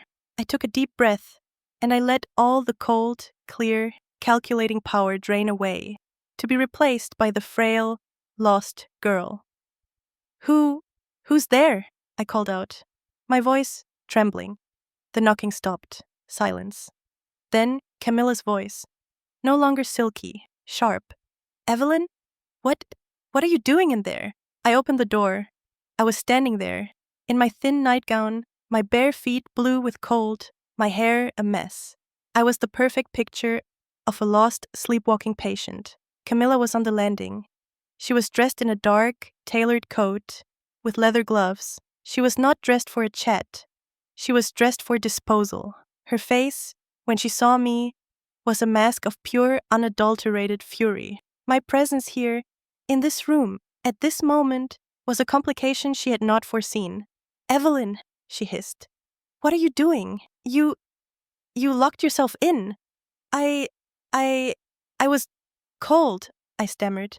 My room, it was, I heard shouting earlier, and I think I was walking, I was looking for Adrian. I let my eyes fill with confused tears. I think I'm afraid of him. He's the one with the hot hands, isn't he? I got lost. Camilla stared at me. Her mind was racing. Was this a new level of my breakdown? Had I wandered here in a fugue state? She looked past me, into the room. She saw the overturned chair. She saw the whiskey bottle. Where is he? She demanded. Who? I whispered, cowering. He was here. He was drinking. He was shouting. Where is he now? He ran. I lied. He saw me, and he said, no, not you, and he ran out the other door, into the fields. He was crying. I had just given her the perfect alibi. I had confirmed Adrian was unstable. I had confirmed he had fled. Camilla's eyes narrowed. She scanned the room again. She saw the open window. It made sense. The drunk, guilty, volatile man. He had seen the ghost of the woman he'd killed, and he had run. Idiot! She spat, not at me, but at the open window. She looked back at me. I was the secondary problem. Come, she said, grabbing my arm. Her leather-gloved grip was like a steel vise. You're going back to your room, and this time, you're not leaving it. She was dragging me out of the apartment. I didn't resist. I looked back, one last time, at the dark, empty space under the bed. I had saved the unholy alliance. I had saved my witness. Adrian was still in the house, still a prisoner, but now he was my prisoner. Lucien and Camilla thought he had fled. They would be hunting a ghost in the fields, but I knew exactly where the weak link was, and he knew that I was the only thing standing between him and the cold, pure justice of the Hales. The game had just become infinitely more dangerous and infinitely more interesting. Camilla's grip was not the panicked hot clutch of Adrian. It was the efficient, impersonal grip of a handler. Leather gloved, her fingers dug into my arm, a five-pointed reminder that the pretense of family was gone. I was being frog-marched, a prisoner of war, back to my cell. "You've been a great deal of trouble, Evelyn," she murmured, her voice a low, cold hum as we ascended the grand staircase. "Lucien will be so disappointed. He hates complications." "He was frightening me," I whispered, maintaining my role, my breath falsely hitching. He ran." "Yes," she said, her voice dripping with contempt. "He ran. The coward." She shoved me into my room, my cold, dark sanctuary, and for the first time, I heard the sound of a key turning in the lock from the outside. The containment was complete. I was officially, and finally, a prisoner. I stood in the center of the room, listening to her footsteps retreat down the hall. I was alone. I was locked in.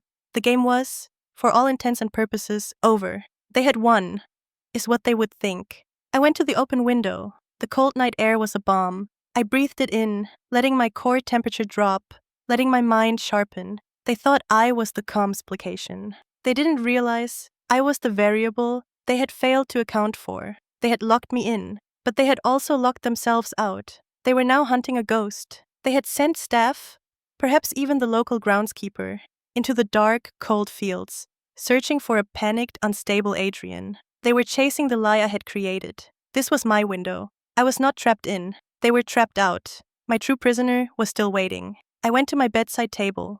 I took the heavy crystal water carafe. I walked to the one part of my room that was not exposed to the hallway, the wall that adjoined the old servant's passage, the priest's hole.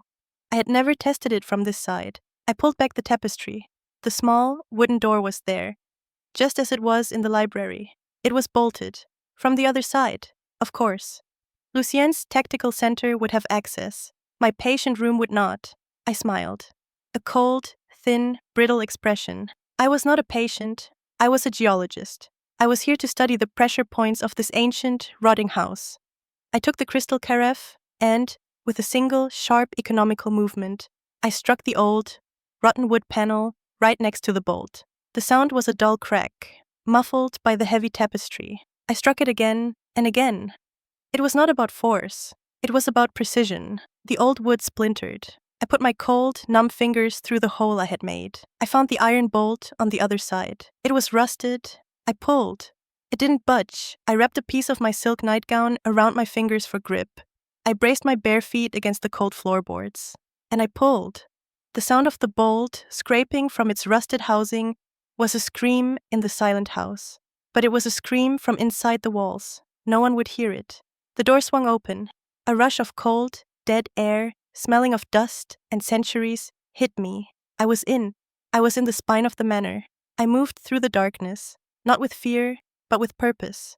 This was my true habitat. The cold, dark, forgotten places. The spaces between the rooms. I navigated the passages, my mind a perfect map.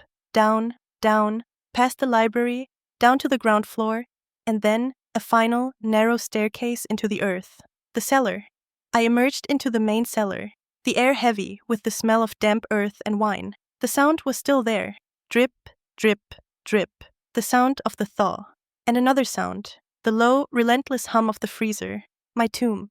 I walked to the stable door, the heavy internal one. I unbolted it and slipped out into the stable yard. The Bentley was still there, a dark, sleeping beast. Camilla's or Lucien's? I didn't care. I climbed the hay lift ladder back to Adrian's apartment. The door was as I had left it. I opened it. "It's me," I said, my voice low. The silence from within was absolute. "Adrian," I commanded, "come out. She's gone." A shuffling sound. He emerged from under the bed. He was not a man. He was a wreck. He was covered in dust, his face slick with tears and sweat. He was still holding the empty whiskey bottle. She, I heard her," he whimpered. She was furious." "She was," I said. "And she's now hunting you. In the fields, with dogs, probably. Which gives us about an hour." "Dogs?" His terror was so complete, it was almost pathetic. "Get up," I said. "We're leaving." "Yes," he said, scrambling to his feet, grabbing his duffel bag. "The window." The fields. No, I said. You are not running. But you said, I have to run. And I was wrong, I said, the words like ice chips. I've been thinking. You're a messy, unstable drunk, Adrian. You, in the outside world, you'd be in a pub in Oxford, telling your story to a barmaid inside of an hour. You'd be found. You'd be silenced. I had just insulted his entire being, but he was too terrified to argue. Then what? He stammered. The police? They'd never make it past the gates. Lucien has them on the payroll. No, you need to be preserved. You are my evidence, Adrian, and I am going to put you in storage. His eyes widened as he understood. No, Evelyn, not that. You don't have a choice, I said, grabbing his arm. My cold grip made him yelp. You can face Camilla and her leather gloves, or you can face me. I am, I assure you, the lesser of two evils. But only just. I didn't lead him down the ladder. I led him down the main, external steps. We walked, two ghosts, across the gravel courtyard, in the shadow of the manor. Where are we? Home, I said. I led him to the cellar door. I pulled it open. The darkness was absolute. Evelyn, I can't. I smell the damp. I know, I said. It's the smell of decay. It's the Hale legacy. Get in. I pushed him down the stone steps. He stumbled, catching himself. I followed, closing the heavy oak door behind us, plunging us into a thick, cold blackness. He made a small, terrified sound. Be quiet, I commanded, and follow my voice. I led him, step by step, through the labyrinth of the wine cellar. He was sobbing quietly. I remember this way. Oh God, Evelyn, this is the way we took you. I know, I said. I remember it too. My mind was impossibly clear, wasn't it? He stopped. He knew now that I had been awake. We reached the far end. The humming was louder here. The sanctuary. This, I said, is where you will live. No. Please, anywhere. But here. It's the only place they will never look, I said. My voice was calm, logical. Why would they? It's the coldest part of the house. It's the scene of the crime. It's haunted by me. They are terrified of this place. I ran my hand along the wall, finding the light switch. I flicked it. The single bare bulb, the same one I had seen before the door closed, flickered to life, illuminating the small, stone-walled chamber. And in the center of it, the main attraction, the industrial freezer, my coffin. Adrian let out a wail, a long, thin sound of pure, abject horror. He fell to his knees. I can't.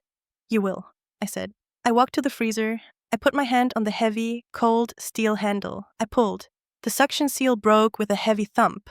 The door swung open. It was empty. A blast of supercooled air, smelling of dry sterility, rolled out. This, I said, is where you put me. This is the mechanism of your betrayal. And now, it is the only thing in this world that can keep you safe. He was rocking back and forth, holding his head. They will not come here, I said, my voice echoing in the small hard space. They believe you are in the fields, and when they realize you are not, they will believe you have escaped. They will be hunting for you in London, in Oxford. They will never look for you in your own grave. I stepped into the small chamber next to the freezer, a small larder filled with old, forgotten shelves. You will stay here, I said, in this larder. It's insulated. You won't freeze. Not completely. I had brought gifts from the stable apartment. I threw them on the floor. The half-empty bottle of Macallan, his duffel bag, a wool blanket from his bed. I am saving your life, Adrian, I said, for one purpose. You're my witness. You will stay here. You will be cold. You will be miserable. You will be terrified. And you will think about what you did. And what about you? He whimpered from the floor. I said, am going back to my locked room. I am going to be the perfect, broken, amnesic patient. I will be their prisoner. And while they are watching me, you will be my ghost, my secret, my creature, living in the heart of their darkness. I stepped out of the larder, back into the freezer room. Evelyn, Wait, he cried, crawling out. Don't lock me in. I'm not locking you in, Adrian, I said. I'm locking them out. I looked at him. My killer, now my pathetic, shivering secret. Welcome to the cold, I whispered. I walked out. I didn't turn off the light. I wanted him to see the freezer. I wanted him to stare at it and remember. I walked back through the cellar. I rebolted the stable door from the inside. I went up the stairs, back into the priest's hole, back into the walls. I re-entered my bedroom. The splintered wood panel was a small, repairable wound. I sat by my open window, breathing in the night. The manor was alive with the distant sounds of a search. Shouts in the garden, the crunch of tires on the main drive. They were hunting their ghost, and mine was tucked away, perfectly preserved, in ice. The story is very coherent, detailed, and dramatic. You have constructed the character Evelyn Hale as a creature of ice, a cold strategist, and transformed Adrian Thorne into the perfect hostage witness. And the relationship between the murdered and the murderer has been completely reversed, creating a terrifying but necessary alliance. Adrian's hiding place in the very location of Evelyn's burial is a climax of both suspense and metaphor. Here is a suitable conclusion for this climax, focusing on the impending confrontation between Evelyn and Lucien Camilla. I gently closed the passage door, letting the latch click decisively, a sound that was both my solitary declaration and a safeguard for Adrian, who was trembling in the cellar below. I sat down on the window seat, letting the cold air of the late night caress my face. My body, now completely attuned to the chill, had found a dreadful peace. I was no longer Evelyn, the woman of cashmere and promises. I was a new entity, a creature tempered by betrayal and preserved by the frost. My heart beat slow and steady, not the rhythm of vital life, but the steady count of a ticking clock. I looked out at the garden. The headlights of the Bentley were sweeping through the trees, illuminating the hurried shadows, searching for a panicked, unstable Adrian. They were hunting a ghost. I knew they wouldn't find him. And when the sun rose, they would realize their prey had vanished, and they would return. They would return to question the only person who could know the truth. Just then, a knock sounded at the door, sharp and cold, not the tentative rap of a servant. It was the knock of Lucien. I didn't rush. I stood up, adjusted my thin silk nightgown, letting my messy hair fall across my pale face. I went to the door and unlocked the bolt. Lucien stood there, a flawless structure of control. A charcoal gray silk robe was wrapped around him, a deceptive air of relaxation. Camilla stood behind him, her gaze sharp as a knife. "We heard a commotion," Lucien said, his voice neither high nor low, just a dangerous statement. Screaming, "Rose says Adrian Thorne broke into your room then fled." "Yes," I whispered, playing the perfect panicked victim. He dropped the bottle. He said terrible things. He said he saw the bronze stag." Camilla caught her breath. A small action, but a great victory. Lucien's expression did not change. "And what did you do, Evelyn?" he asked, stepping into my room. "What did you see?" "I don't remember," I whimpered, my eyes fixed on his chest. "I only remember the cold. I ran. I locked the door." I pointed to the newly locked door. Lucien walked straight to the open window. He looked out at the garden, where the lights were sweeping. "You opened the window," he said. Not a question, but a disappointment. "You let the warmth out. You're trying to harm yourself, Evelyn." He turned back, his gaze ice cold, devoid of any familial affection. "Adrian Thorne has run away," he said, his voice the final verdict. "He has destroyed himself. I cannot protect you from him any longer." He walked towards me, placing a hand on my cheek. His hand was warm, but not hot like Adrian's. It was merely the temperature of a living man. I shivered, not from cold, but from his control. "You saw the bronze stag," he murmured. "You're remembering. That is a good thing. The truth will help you heal. But the truth will also be very painful, Evelyn. You need me. You need my protection." He was making a declaration. He had decided. Plan B. Cement his control.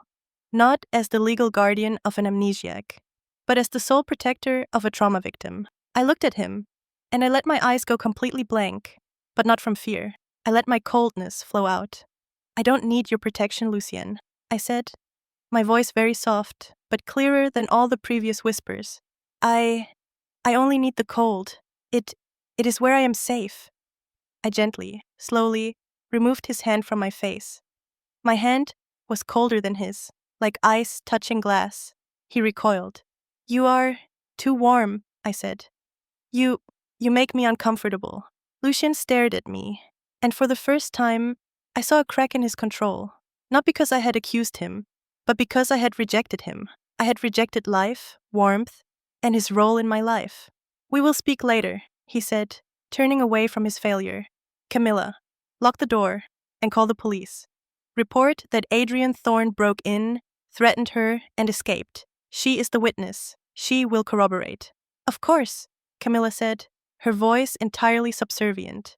They left the room. The lock clicked again. I stood there, taking a deep breath. I was not the witness. I was the evidence. Adrian was in the cellar, a preserved hostage. Lucien and Camilla were busy chasing a lie they had created. I walked to the large closet, opened it, and retrieved my heaviest coat. Not cashmere, but leather and wool, heavy and cold. I didn't need it for warmth. I needed it as armor. The door was locked, but I had another way out. I pulled back the tapestry. I pushed open the cracked wood panel. I slipped into the wall, into my own realm of frost. I had saved my killer's life to keep my witness. I had thwarted their gambit by becoming a preserved victim. Now it was time to seek the final answer, about Hale purity, and why the family was willing to kill its own blood. I am Evelyn Hale, and I no longer fear the dark or the cold. I am the winter returned, and I'm heading down to the cellar, where the sound of drip, drip, drip of melting water is the only sound of the truth leaking out. And I will bring that truth to the surface, not with fire, but with the absolute cold of justice. The story is very coherent, detailed, and dramatic. You have constructed the character Evelyn Hale as a creature of ice, a cold strategist, and transformed Adrian Thorne into the perfect hostage/witness. The relationship between the murdered and the murderer has been completely reversed, creating a terrifying but necessary alliance. Adrian's hiding place in the very location of Evelyn's burial is a climax of both suspense and metaphor. Here is a suitable conclusion for this climax, focusing on the impending confrontation between Evelyn and Lucien Camilla. My room, once again, became a prison, but it was a perfect prison. Lucien and Camilla believed I was neutralized, buried under layers of psychological trauma. They thought I was a valuable, fragile piece of porcelain, safely tucked away. They were wrong. I was a spider, and my web was the cold stone walls of Hale Manor. I used the wall passage to move. I could hear their footsteps, their whispers, and their mounting panic. Their search for Adrian, as I predicted, had failed miserably. They checked every station, every pub, every road leading out of the Cotswolds, searching for a drunken, panicked man, but found nothing. They didn't know their prey was only one floor below them, preserved in cold terror and truth. My objective now was to destroy Lucien's control and force him into a critical mistake. I started with Leah. I couldn't talk to Leah directly, as her innocent attempts to help would alert Lucien. I needed an untraceable communication, a message vague enough for Lucien to dismiss, but clear enough for Leah, with her good heart, to heed. I waited until midnight. Lucien and Camilla were in the library, their command center. I slid down to the cellar, passing the larder. Adrian, I called, my voice cold as stone, devoid of emotion. A weak whimper responded from inside. Miss Hale, are you there? Be silent. I'm not here for conversation. I'm here to assign a task. I pushed the empty Macallan bottle through the gap in the door, along with a scrap of paper I had prepared. The alcohol is gone, I said. This is your penance, but I need a message. What do I do? Adrian whimpered. You will write these things in this exact order. Write on the bottle label, I commanded. Name, Evelyn Hale. Location, stone cellar, under the floor. Code, 040523. The date my body was found. Adrian didn't question. He just trembled and obeyed. Fear had turned him into a pliable puppet. I retrieved the bottle. I needed a staging ground. Not where Lucien would look, but where Leah would look. I returned to my bedroom via the tunnel. When the sun rose, I unlatched my door, pretending I had opened it early, accepting my isolation. I went down to the dining room, where Leah usually ate breakfast alone. Lucien and Camilla ate separately in the library. I timed my entrance a few minutes early, like a sleepwalker. I placed the empty, carefully labeled bottle in my mother's houseplant, a white porcelain piece sitting on the table. I stepped back silently. I didn't drop it. I didn't break it. I just placed it there, like a misplaced object. When Leah walked in, she saw me. She saw me, a pale wraith standing by the plant, staring into the middle distance. "Evelyn!" she exclaimed, rushing to me. I was so worried about you. Lucien said you were locked in. Are you okay?" "Cold," I whispered, giving her a mechanical embrace. "Lucien, he's too warm." I said no more. I retreated to a corner of the room. Leah sat down, trying to compose herself. She looked at the plant. She saw the bottle. She picked it up. Initially, she thought it was an old, forgotten bottle. But then, she saw the label, my name, the location, the code. I watched Leah's face drain of color, her lips trembling. She looked at me, but I had closed my eyes. She slipped the bottle into her purse. She understood. 6 years of living with the Hales had taught her one thing. If Evelyn Hale is silent, listen very closely. Leah left. I had planted the seed. Now, to wait for it to sprout. Adrian's disappearance, corroborated by my testimony, had created an irreconcilable fissure between Lucien and Camilla. Lucien viewed it as an organizational failure. Camilla viewed it as a personal disgrace. "He couldn't have just vanished," I heard Camilla snarl in the library while I listened from the wall. "He has no cash, no passport. He is a soft man. He can't get more than a mile without room service." "And that is why he ran," Lucien said, his voice laced with scientific frustration. "He is an emotional variable. He saw Evelyn remember. He panicked. He self-destructed. We will let the police do the rest. There will be a warrant. We focus on the asset." Lucien was ready to move to the final stage, declaring me incompetent. 2 days later, Mr. Harrington returned to Hale Manor, accompanied by a private psychologist. I was ready. The assessment was held in the drawing room, the cold room I favored. I sat in the chair, perfect in my role as a dissociative amnesiac. The psychologist, a mild-mannered middle-aged man, questioned me. I answered with disjointed fragments of memory, whispers of coldness and fear of fire. "Evelyn," he asked, "do you recognize these people?" Lucien and Camilla sat opposite. I looked at Lucien. "Lucien," I said, "my half-brother, the one who knows best how to kill me." The room went silent. Harrington was horrified. Lucien, with extraordinary control, merely smiled. "Accurate. She remembers the distinction. She has suffered severe trauma. She remembers difficult truths." Then I looked at Camilla. I stared directly into her eyes, and instead of fear, I let my gaze go vacant. I don't know her," I said, my voice confused. She looks so much like you. Who is she?" Camilla went pale. She was the only one in the room who could not explain that answer away. "She is Camilla, your adopted sister," Lucien supplied. I shook my head, my expression innocent. "No, my sister is Leah. She has the same fire as my father. This one is too cold. She has no warmth of family." I had delivered a double blow. I had rejected Camilla's relationship, while hinting at the Hale purity secret by suggesting that she and Lucien were more alike than I was to Leah. Mr. Harrington looked ready to faint. The psychologist, however, took notes. Very strong, dissociative response. She is rejecting a part of the memory to protect herself. Perfectly consistent with trauma. She is not incompetent. She is temporarily disabled. Lucien frowned. Temporarily disabled? But she cannot run the business. Indeed, she needs a curator for a few months, a trustworthy person. But she is not permanently incompetent. Lucien had failed. He had failed to freeze me out of the estate permanently. I was still the owner, just non-operational, and the curator had to be appointed by me. Lucien glared at me. He knew I had won this round. Immediately after Harrington left, Lucien acted. He was not a man who conceded easily. "I know you don't remember her," Lucien said to me that evening, when I was alone in my room. He walked in without knocking. "Camilla is irrelevant, but the estate is not." He placed an envelope on my table. "I have signed the papers. I am the sole trustee. You will sign here, to protect Leah from this chaos." I looked at the envelope. It was a thinly veiled lie. "Leah?" I whispered. "Leah, she told me to look for water." Lucien scoffed. "Leah is a naive child. She knows nothing of business. You just need to sign, Evelyn." "No," I said. I stood up.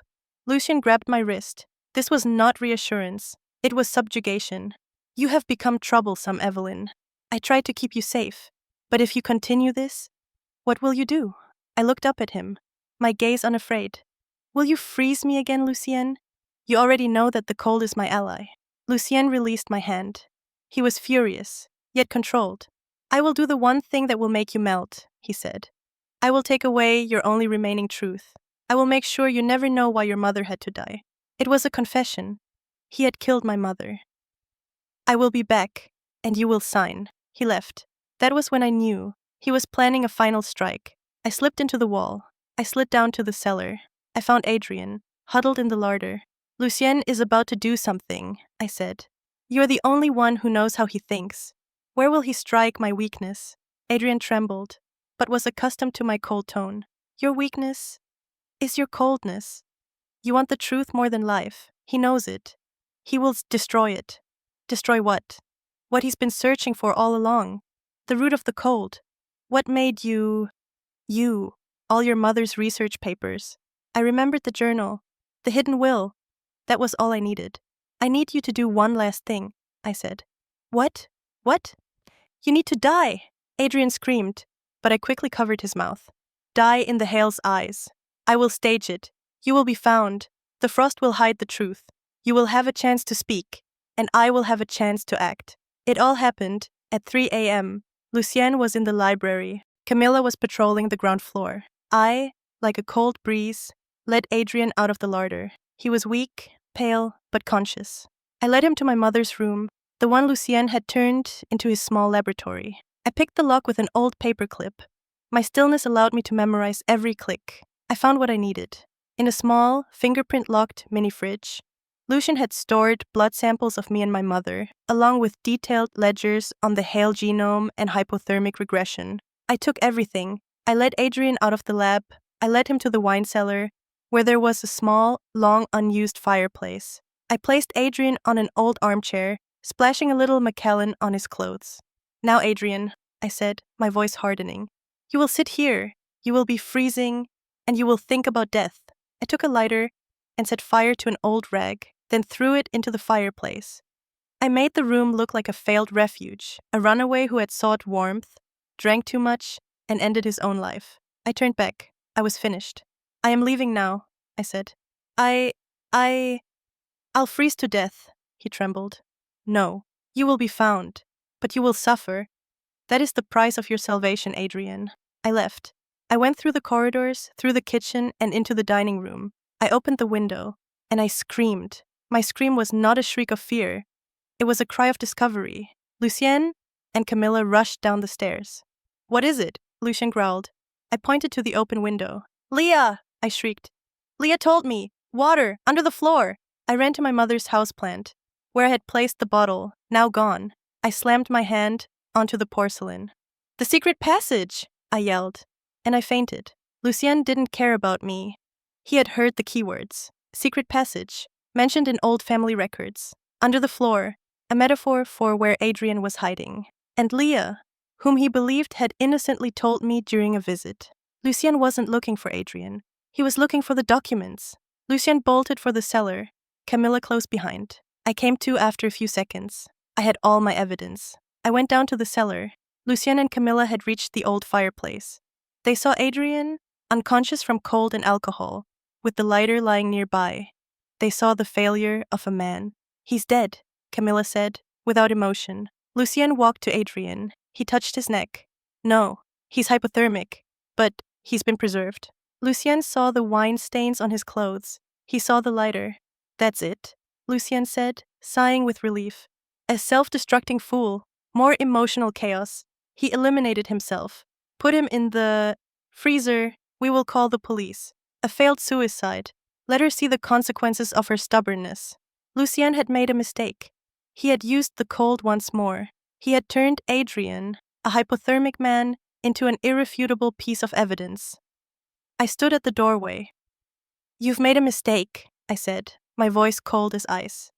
Lucien turned around. He saw me, standing there, completely conscious, utterly unafraid.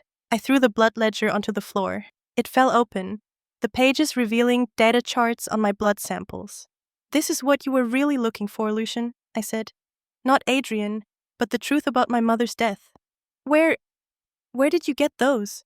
From your lab. You were too busy with fire that you forgot about the cold. You forgot that these very walls are my allies. I stepped in, and I was no longer Evelyn. I was the debt collector. You didn't freeze me to death, Lucien, I said. You preserved me so I could win. And now, my witness has been preserved by your own crime. I pointed to Adrian. You put him in the cold room. Good. He will be kept intact until the police arrive. But he won't die. He will be saved. And he will talk. Lucien and Camilla stared at me. Finally, Camilla broke the silence. You monster, she whispered, realizing I was something more than human. Yes, I said. A monster created by your coldness. And I will use that coldness to freeze your entire Hale empire, starting with this freezer room. Lucien looked at Adrian, then at me. He understood that I had won. You are wrong, he said. You cannot win. You are a biological marvel. You have no life to love. You have no fire to fight. You are empty. I smiled. My smile was the final cold. That's right, Lucien, I said. And emptiness can never be deceived. Emptiness has no weakness. I am Evelyn Hale, and my spring will be your eternal winter. I walked out of the room. I didn't call the police. I called Leah, who was waiting for a sign. Leah, I said, my voice trembling, falsely. Adrian, he's dead, in the freezer room. You must come and witness. I knew Leah wouldn't come alone. She would come with Harrington and the police. And when they arrived, they would find Adrian, perfectly preserved, and Lucien's incriminating ledgers retrieved from the frozen core of Hale Manor.